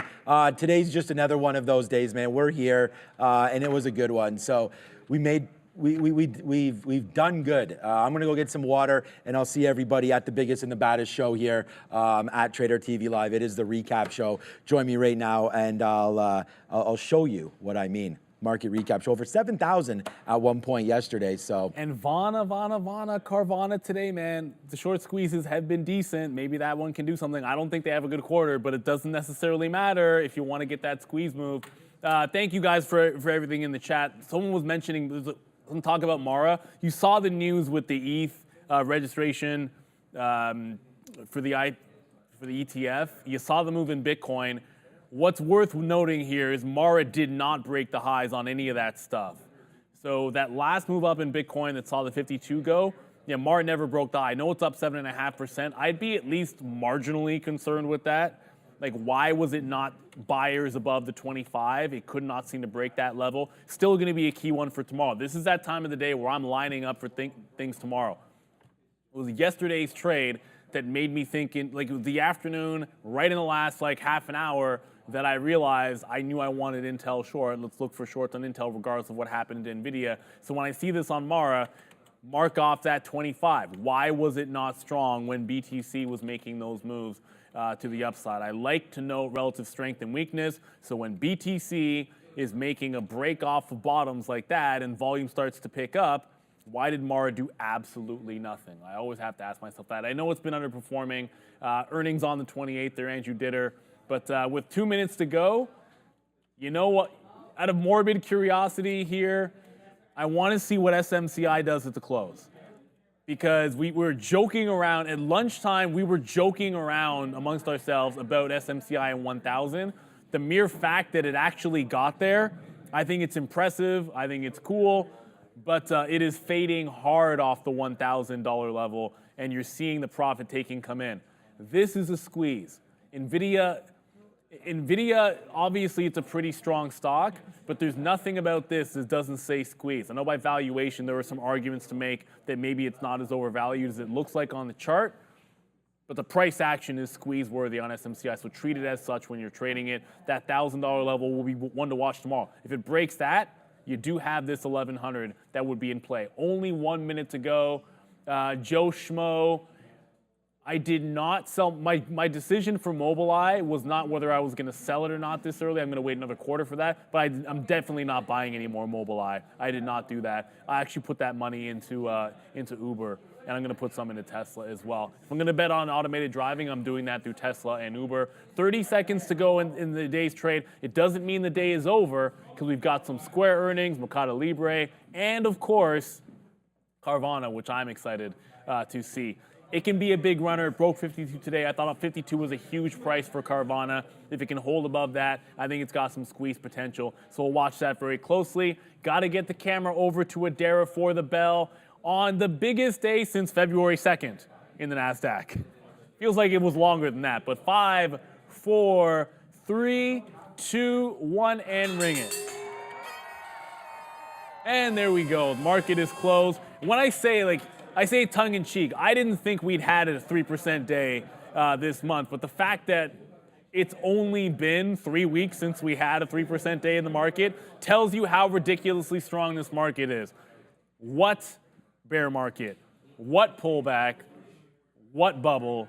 What a day, what a day. NVIDIA rocket ship, but even then, AMD almost more impressive. SMCI equally impressive. Shout out to Fabian and Ramin on the 1s and 2s. You guys do a great job every day. Thank you, Bears versus Bulls, holding it down on not just one stream, but 2 streams. We appreciate you, everybody, loving the dashboard that we have on the More Trader TV channel, where you can see our positions in the middle of the day, where you can track the moving stocks. That's what it's all about, getting bigger and better every single day for you. Thank you, obviously, to Adara and Sharif doing the midday. And just a great day all around. Thank you very much, Brendan. Always dropping the news. And Adara now doing the desk in the afternoons, and she is filling some big shoes there. But you know where you're going to be headed. We're going to get the camera off me. You've got the market recap, recapping a little bit of a move in some chip stocks and some earnings to boot. You've got Square, you've got Carvana, you've got Sean at the desk with the market recap. All right, everybody, welcome to the Market Recap Show. Thank you again for joining, man. Everyone will come over. We'll take our time. Today, a little bit less exciting than yesterday, but we still got some big reports coming through. In my ear, no, it's not a producer. We got Benzinga. We'll hear if there's anything coming through very, very soon on that one. We're going to have AMD talk. We're going to have NVIDIA talk. And most importantly, we have everybody here right now. It's an early one. It's going to be a little bit of a roll call. Who's here with me today, man? CompuCare's here. What's up, Scott H? My man is in the building as well.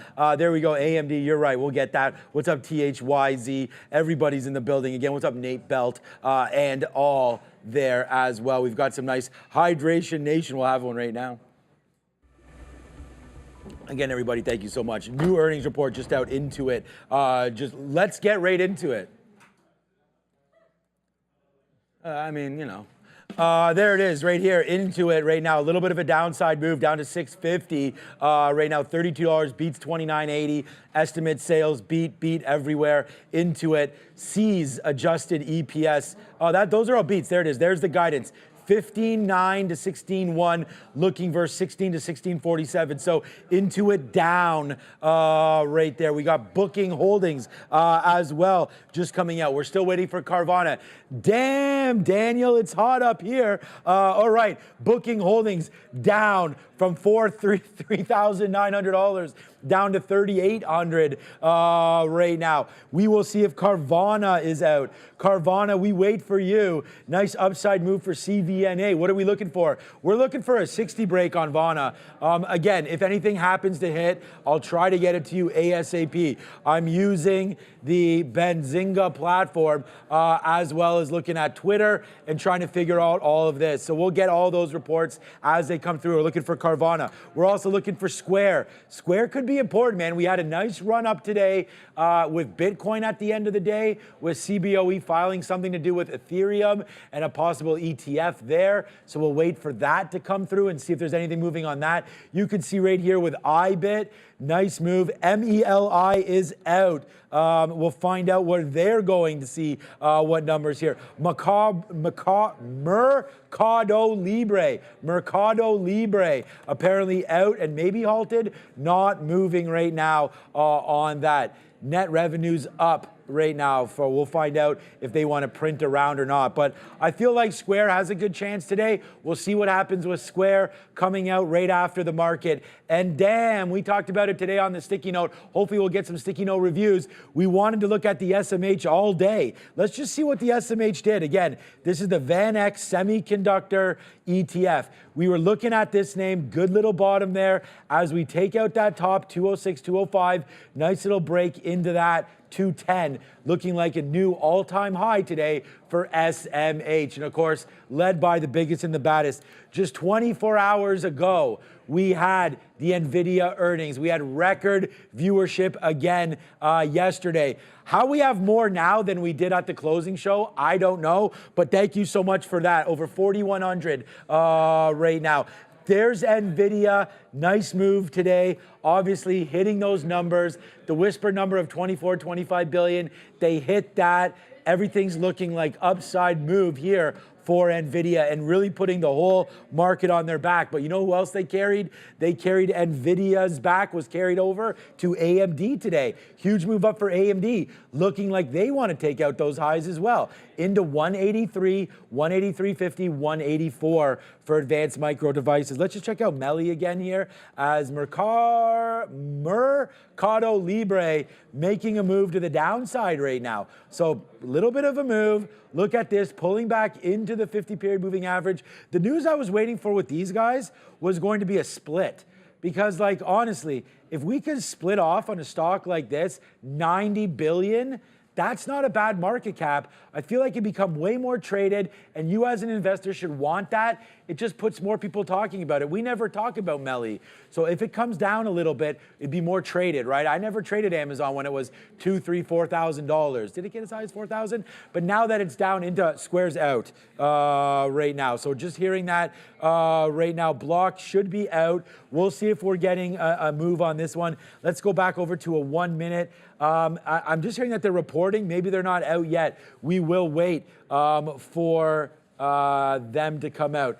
Not seeing it out yet, but right now we're waiting for Carvana, which I'm not hearing is out yet, and Square. As soon as those comes out, we'll get over that. Look, we actually wound up losing today. Our biggest loser was Alibaba today, and that was kind of just because of where the market was on that name. But FXI, nice end to the day, a nice move going to the upside there for FXI here today. So nice move. I might just take this hat off, man. It's getting to be a little warm up in here. Wow, I'm getting it hot as we sit here today. Let's have some more water. By the way, there's no signal on this TV. I don't know if that's going to matter for me to talk to Miss Danielle Shea. Okay, you know what? The next time we get Michael Noss on here, you know, this tan continues to be a downside move. We had talked about this on possible rates. We looked at end phase and we looked at Solar Edge, right? There could be some issues coming through there with tan. So again, another name, if you're looking to pick something up that's actually not breaking out, I don't know if you believe in solar, but you can look at a name like Enphase. Shout out to Reliable Rudy and everybody else there in the chat. I know that some of you have been looking at Enphase and picking it up down here. They're at the 200 period. What a great move back for Enphase. So what is wrong then with this ETF? Obviously, SolarEdge continues to make moves lower and lower and lower, as we can see. Let's just figure this all out. I'm getting messages here. We're going to figure out if Square is out yet. No. So I don't see Square or Carvana yet. Check out, there's Square. Okay, so Square dipping into $64, $65 right now. Looks like we may be out right now. Square going to the downside, 63. Let's just check out on Carvana real quick. Yep, there goes Carvana to the downside. So look, I kind of tongue-in-cheeked it, but you know, that Reddit IPO kind of makes me feel like we might be getting to the top of the market. I know that seems pretty ridiculous, but there's Carvana, downside move right now. I don't have the numbers, and Square also downside. When we get any of that, we'll bring it to you. Also, Rocket Companies had a report today. Looks like they're making a move to the high side, so a nice little report there for Rocket Companies. Zero beating -4, and then sales higher. So it looks like it's okay. Nice move to the upside there. We'll wait to see if Rocket Company brings out the numbers for the forward guide. So it looks like that's a nice little move right there. So everyone right here, yeah, man, SQ just okay, went to the downside. We'll have a look at that again. Square, don't have the numbers out. When we do get them, we'll bring them to you pretty much ASAP.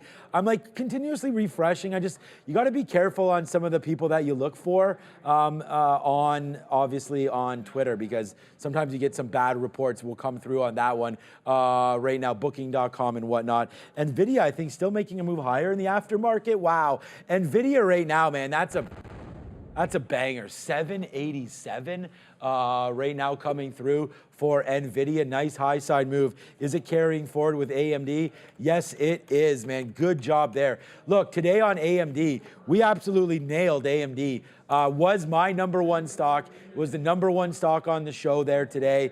And again, we'll have most of those. We'll pretty much always have the number one stock on the upside and on the downside just because of the share size we trade. But I believe that's the right way to do it. 182, boom, boom, boom.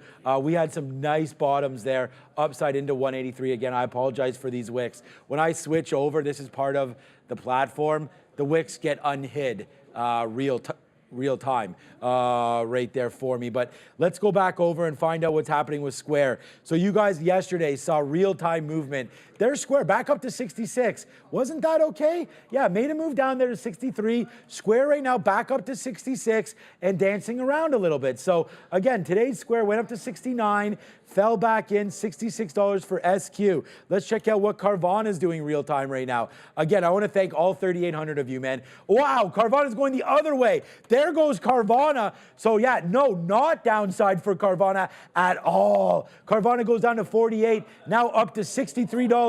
Carvana is taking out names right now. Carvana taking out, I don't know if this is 52-week highs or not. Let's go over to a larger chart right now. Carvana, big reporting, record fourth quarter. I'm hearing it in my ear for CVNA, 76,000 units. Nice upside move for Carvana. Hey, no financing, no problem. Carvana upside right now as it starts to go. And if you're wondering, hey, what's up with that? This is what's up with that. It's Carvana. It's a short float of 35% short on Carvana, ripping to the upside now. $62, $63. CVNA starting to go upside right there. There's Carvana. Nice move.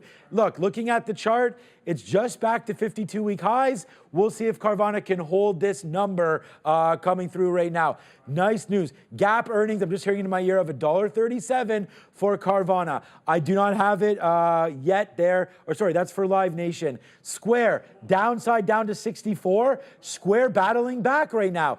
Those are dark pool prints. What are we doing for Carvana? There comes Carvana all the way back down. Now $59, $60. Carvana is dancing, baby. Carvana goes to 66. Now back to 59. Wow, Carvana dancing around. This is not slowing down one bit. CVNA, man, making dreams and nightmares come true all at the same time. Shout out to my boy Meek Mill. Anyone from Philly, put it in the chat. I could be 40 years old and know who Meek Mill is. All right. There it is, man. Nice move up, $66, $67. Nice move to 60. We'll see what's happening right now. Again, still, I do not have... Me and Brendo got to set this up over here, man. I got to get TweetDeck going here ASAP. Quick little check on Melly. I'm actually going through it. I don't see anybody really posting right now, anything for Square or Carvana. So we'll go through those numbers, and when we get them, we'll get them. Carvana, right now, not moving around. Well, it's moving around, but it's at $60. Melly, continuously going to the downside right now, 1.68. So $1,680, nice downside move. We do have Miss Danielle Shea coming through. Bang, that's always nice when she's coming through. Want to talk about Microsoft and a possible move into 430. We'll talk to Danielle about that. And then as per usual, she'll probably hang around. Stop going back and forth with all these cameras, man. Making me nervous over here. All right, so now Square, what? Square is banging right now. What? Okay, I was here panicking about my Square position. Square right now, $74. Talk about a reversal on a dime. Square goes down to $65. Now it's up to $75. This is why we wait for confirmation, man. I'm not going to sit here. I don't see anything on Benzinga. I went through Twitter. We got to wait for the numbers, right? When they're verified, they'll come on here. Am I going to run out of battery here? Maybe. Okay, thank you for that one. We may run out of battery power coming through. Square absolutely shooting now. Shooting for the moon. Let's see if we get to 80. Look, on a name like Square, I feel like this one, we have to watch out for this trade. Square's been to 80 before. It's a nice move up. When we get the numbers, we'll drop them. But Square up to 75 and still pumping. I don't know why some of these values didn't fill in here on the side. We can go over a quick little recap. The NASDAQ all-time highs today, right? So I'm not 100% sure if we broke it, but we're right here right now for all-time highs on this. Very impressive move back for Bitcoin. We talked about that, breaking through 52,000 at the end of the day. Nice move back there for Bitcoin, man. The IBB, I really love biotech. We'll see if that can break. You know what's going to be an interesting one? IWM. There's a lot of traders looking for some potential value. Well, if you go over to a weekly chart right now, block in my ear, 2.63 billion, 30% margin.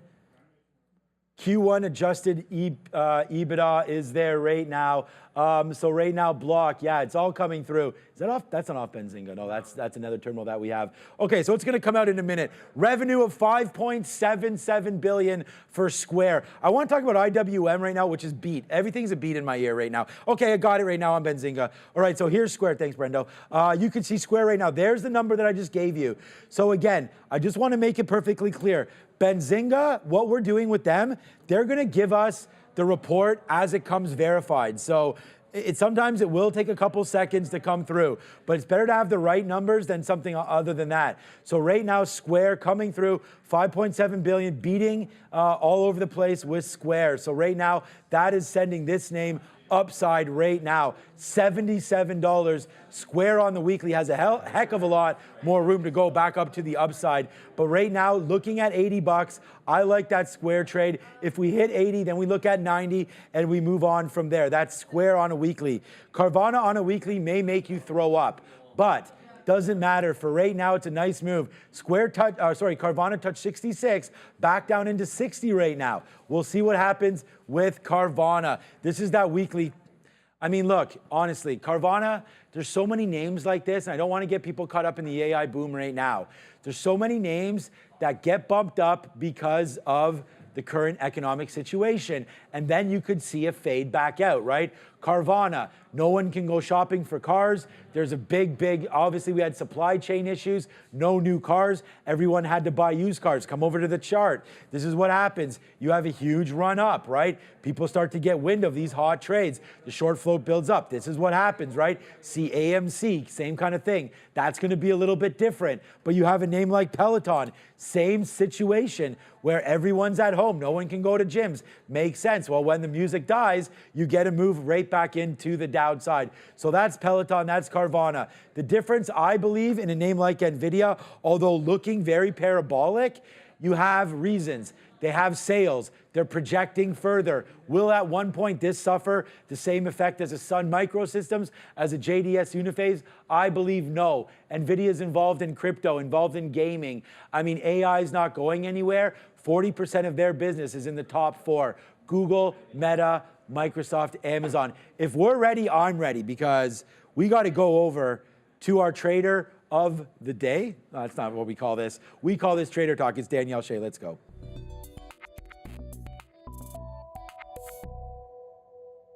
Danielle, I almost gave this segment a new name there. That would have been Trader Talk of the Day. That doesn't make much sense. But we have Danielle Shea on. Not as exciting a day as yesterday when we had NVIDIA going crazy, but wow, what a wild move there for Square in Carvana in the aftermarket. You're not much of a trader here post-market. Hey, I mean, I'm always looking for opportunities post-market, especially if we have a big gap up like Carvana. Yeah, crazy about that short float over there on Carvana. I know we've talked about it over and over again. Can we go back over to the screen? There we go.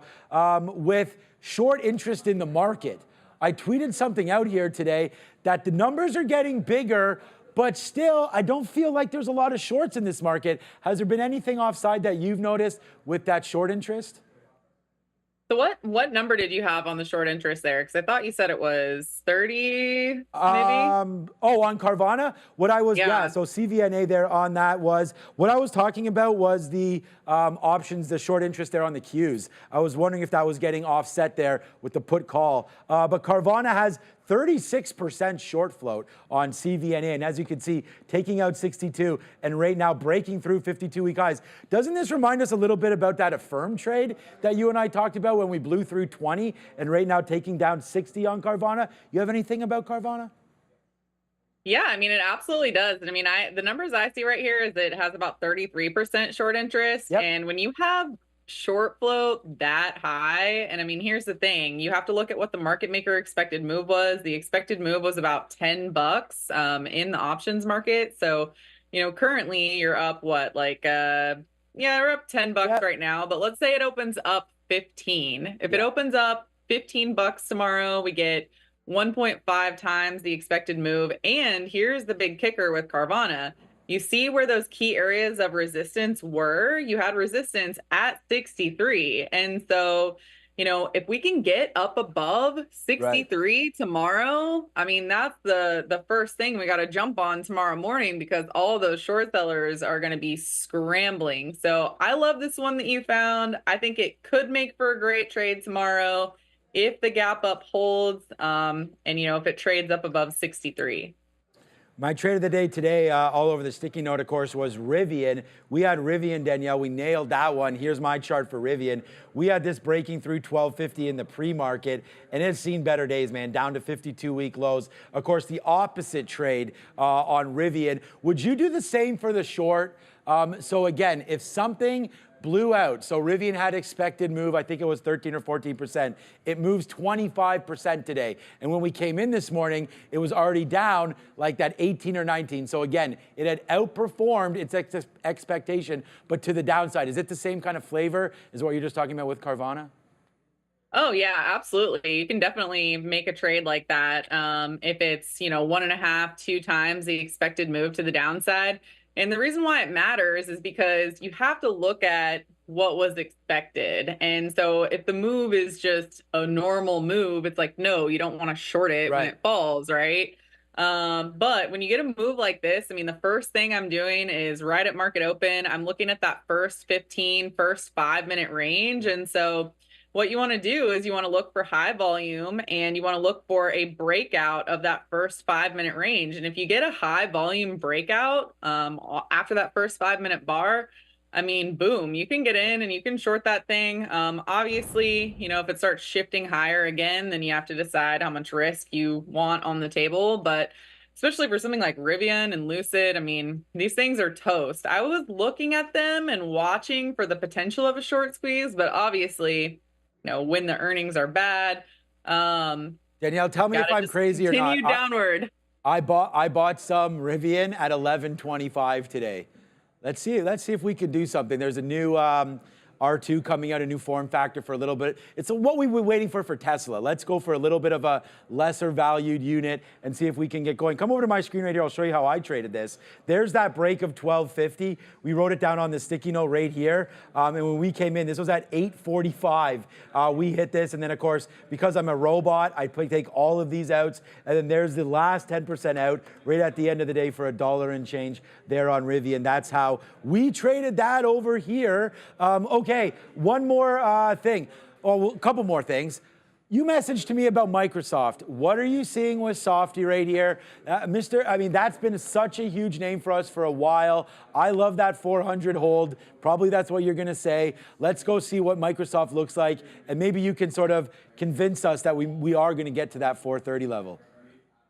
Well, so, when you look at Microsoft, it starts with NVIDIA, right? Right. Because, you had just this massive move in NVIDIA. NVIDIA had that gap up. It was about 1.5 times the expected move. It continued going. I got long NVIDIA again. I'm targeting $800 tomorrow. And when you look at NVIDIA and say, okay, NVIDIA had phenomenal numbers and it's still going. What else can I trade that, maybe moving along with that? And that's where I get to Microsoft. So, if you look at Microsoft definitely had a hold here of this $400 price point. It broke down like a little bit below that, but ultimately it did hold up above that $400 price point. And you can see the way that it traded last night after that NVIDIA news. You had this big gap up.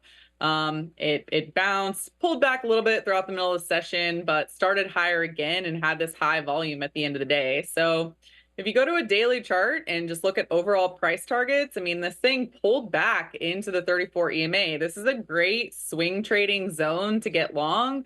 We had this perfect bounce, and I have Fibonacci targets up at 420, 425, and up at 430. So I'm just going to continue riding this thing to the upside because I think it's going to make a new high pretty soon here. Isn't it funny? I was just looking at Carvana. Yeah, I really like that play. Is there an options play that you had sort of tailored for there? I see you're wearing your simpler trading vest right there. Maybe there's something that you've been giving some of your members about Microsoft that you'd like to share here with some of our viewers that are asking for any plays there on Microsoft. Yeah, sure. So there's a couple different things you can do with it. I will like to look at the chart and I'll say, okay, what is the more conservative target? And then what's the more aggressive target? The more conservative target is going to be right at 420 because that's where the previous high was. So using options, one thing you can do is you can use a debit spread. You can also use a butterfly. And you can place your target up at that previous high at that 420 price point. As far as timing is concerned, you can look at an options contract that is going to expire next week or the week after. Or you could be a little bit more aggressive and just do it into, like a day trade into tomorrow. But tomorrow I would say, probably 415 as a target, not 420. But if you want to go out a couple more weeks, maybe give it 2-3 weeks, that's where you're looking at the 430 price target. So generally, I like those call debit spreads. I like those butterflies. You can use long calls as well, but I prefer the spread.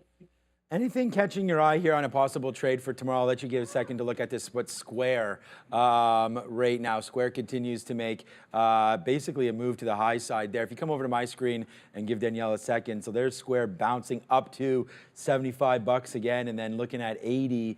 This is a little different, obviously, than a Carvana because when we look at a Square, we see a short float of only 3%, so that's not going to be a big thing. We've seen a name like PayPal continuously get hit. Their big AI announcement was a huge dud. We had to move up to 67 as everyone thought they were going to revolutionize fintech. Then they realized it's PayPal, and then it came all the way back down to $57, $58. So we'll see if there's anything there. And then, honestly, man, what you and I were just talking about, Danielle, we just nailed that Carvana top. We talked about $63. The high is pretty much, sure, we wicked crazy there to 67, 68, but those highs still holding around 63 on CVNA. But yeah, Square looks interesting. I think we can get some love for that tomorrow on the show. So what do you see, anything for Square? So with Square, you had a market maker expected move of $8.37. So right now with the current up move, and this chart is just a daily chart, so it doesn't have that overnight data.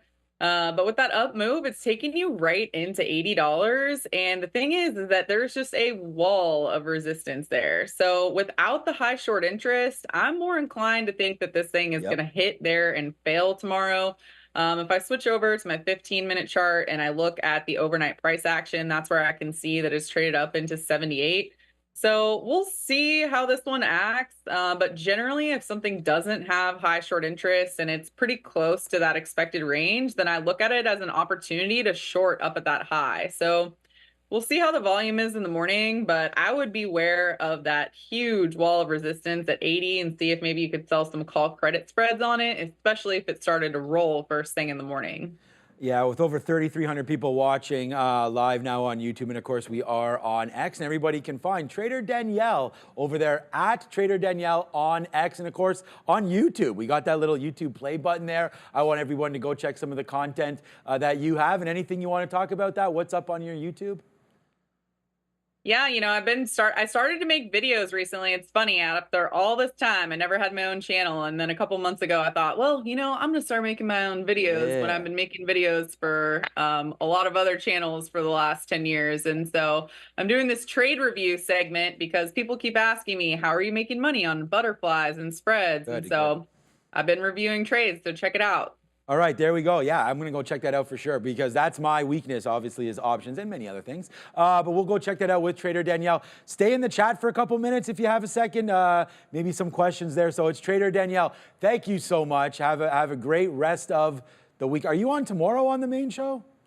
I don't know. No, on Monday. Okay. Oh, Monday. Oh, yeah, Monday. Okay. All right. We will see you then. Thank you, Miss Danielle Shea. Go find her on YouTube and on X. That's Trader Talk, one of my faves. See ya. Thanks, Sean.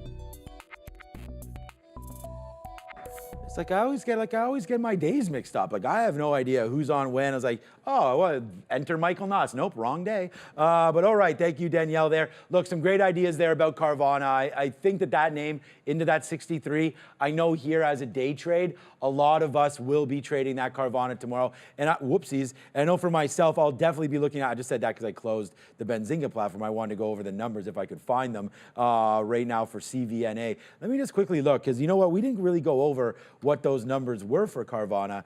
Yeah, actually, I don't even have them yet on this Benzinga platform, so I don't know why they're not here or if there are any issues right now with CVNA. I'm going to look to the chat. Did anybody see any numbers there?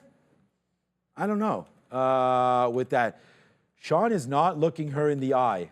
I'm not? Okay, I'll try to get better on that. What's up, Jersey Sean? I like the... I like the spelling there, S-H-A-U-N. What's up? There we go. Look at this. Subscribe to Danielle. Okay. That's a good one. All right, what's next? And we want to do the Sean's tweets. Okay, let's go over to my tweets and have a quick little look to see what's up with that and what we're talking about today. This is pretty cool, man. I want everyone to check this out. I just did a little bit of a rant here, as per usual. Trading is more than numbers on a screen. It's a journey, blah, blah, blah. You guys can go find that. Talks a little bit about what we're doing on this and what drives my passion here at Trader TV Live. A lot of nice comments, and looks like there's more. Thank you so much. Pranaya, thank you so much as well, man, for that. So like all that, go find it. That's something there. I'll keep it pinned. Obviously, we'll talk about that in a minute. There it is. We're live on X. Thank you so much. How many people are watching? 5 right now. Thank you so much for that. That's pretty important. And then what about this one, man? We had some news on FaZe today. Look, I want to make this perfectly clear. Look at this trade that we had on FaZe. Long at 20 cents, out at 27. Let me just see where this thing wound up. We had some news today as shareholders approve. And I know I'm going to be the first one to tell you, you really shouldn't trade if you know nothing about anything, what's going on with the name. But this is what I was going to get at. When we announced that there was a deal there or something was happening with FaZe, it popped up. And as you're going to notice here with this, so this is a 1-minute chart. We let it come down in, and then we actually punched along here once we saw this base right there in about 20 cents. So we got long, I think, at 20 cents half or so. Got our first piece out there at 21.5 for 1 cent, and we were like, wow, that was like 15%. Then it started to go up, and we got 27s again. So the interesting thing here, and I'm glad that we're going over this, is you don't normally see me trade penny stocks, okay? But again, if you don't look at the right side of this and you don't look at all the price, basically news comes out, it bases out here, and then we just went long. And then when it got excited to the upside with volume, as you can see, we just got out. Right there. Volume started to spike. We made a move up into 27, 28. And I just said to myself, this thing could have ran to 40. But I was just like, you know what? We'll go from 20 to 27 cents, take 40% and run away from that. And I mean, maybe if we zoom this back, we'll be able to see like if there was any key levels here on phase. But honestly, now it's not zooming, but you know, we'll be able to find that out after. Phase, again, a nice move up. Maybe we'll go to a 30-minute chart. But, you know, why we sold it at 27 was just more luck. Play the momentum, play names like that. That is FaZe Clan with a nice move up there for with Game Square coming back in again. One more tweet I wanted to show you, and I sort of didn't get this answer. Hey, Danielle, that's not what we're talking about right now. Was this short float? Oh, first of all, for everybody that was like into RIVN, if you invested $10,000 in RIVN, today it would be worth $1,000. So hopefully they shave about $9 grand off the price of a truck because if you invested in the stock, that's about what you would have right now. So I just want to show you, we've had peaks, peak, peak, peak, every single time chopped, right? Almost in half. Half there, less than, boom, half again. We'll wait to see what happens with RIVN, but it's been a sad move into the bottom for RIVN. But the thing about it is, again, with a decent short float, we saw a day two move like Pan W made a move back a little bit today. Let me just show you this. Now, it got up to 477 at the beginning of the day right there, or 477. 277, still got NVIDIA on my mind, but then fades out. I still like Pan down here. Let's see. It's now second day. We like to buy more third day. So I think tomorrow we may buy a little bit more, maybe give this the weekend. We'll see if this market wants to pull back. But Pan W down here at 230 to me is a monster buy, maybe even at the 200 period moving average. Look, Sticky Note was a banger today. Well, I'll find it here in a second. Go subscribe, man. 45,157. Man, we're struggling with numbers today. Thank you so much. Look, my two top trades today. RIVN early. We had that long. It was a monster. We could talk about that $3, $4, but it was really the RIVN 1250 short again. Only 57K vehicles, way under for production target. If you can't read that, we talk about it here. Bad. Look into production numbers, right? Not good. We'll see if we could take down 1168. That's exactly what we did. EV is a weak story right now. Short here until we break 1270. Who's here? All right, let's go over roll call, man. Again, thank you so much for everybody joining me one more time today. Thank you to Danielle Shea for coming through. Thank you to everybody in the chat. Thank you all day.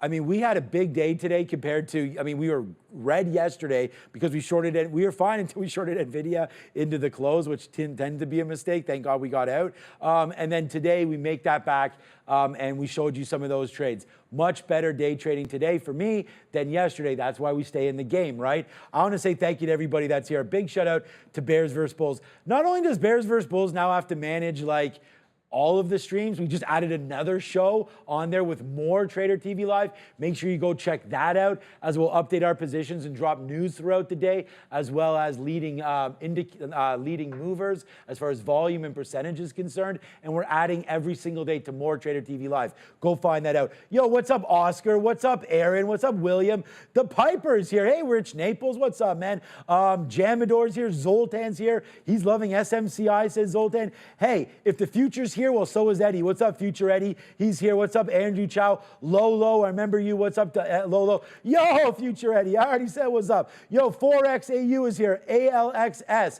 I got to make sure I'm looking all of you in the eye, because Jersey Sean said I'm not looking you guys in the eye. So right now, we are Trader TV Sean. You can go stare me in the eye all day. Go find me on Instagram. You can stare at that picture. Over 7,000 now. Twitter as well. We're also on LinkedIn. We dropped a couple LinkedIn tidbits the last couple days where we review the podcast and review the recap show and all of that. Look, we're having a lot of fun. I hope you guys are. But I have some sad news for you.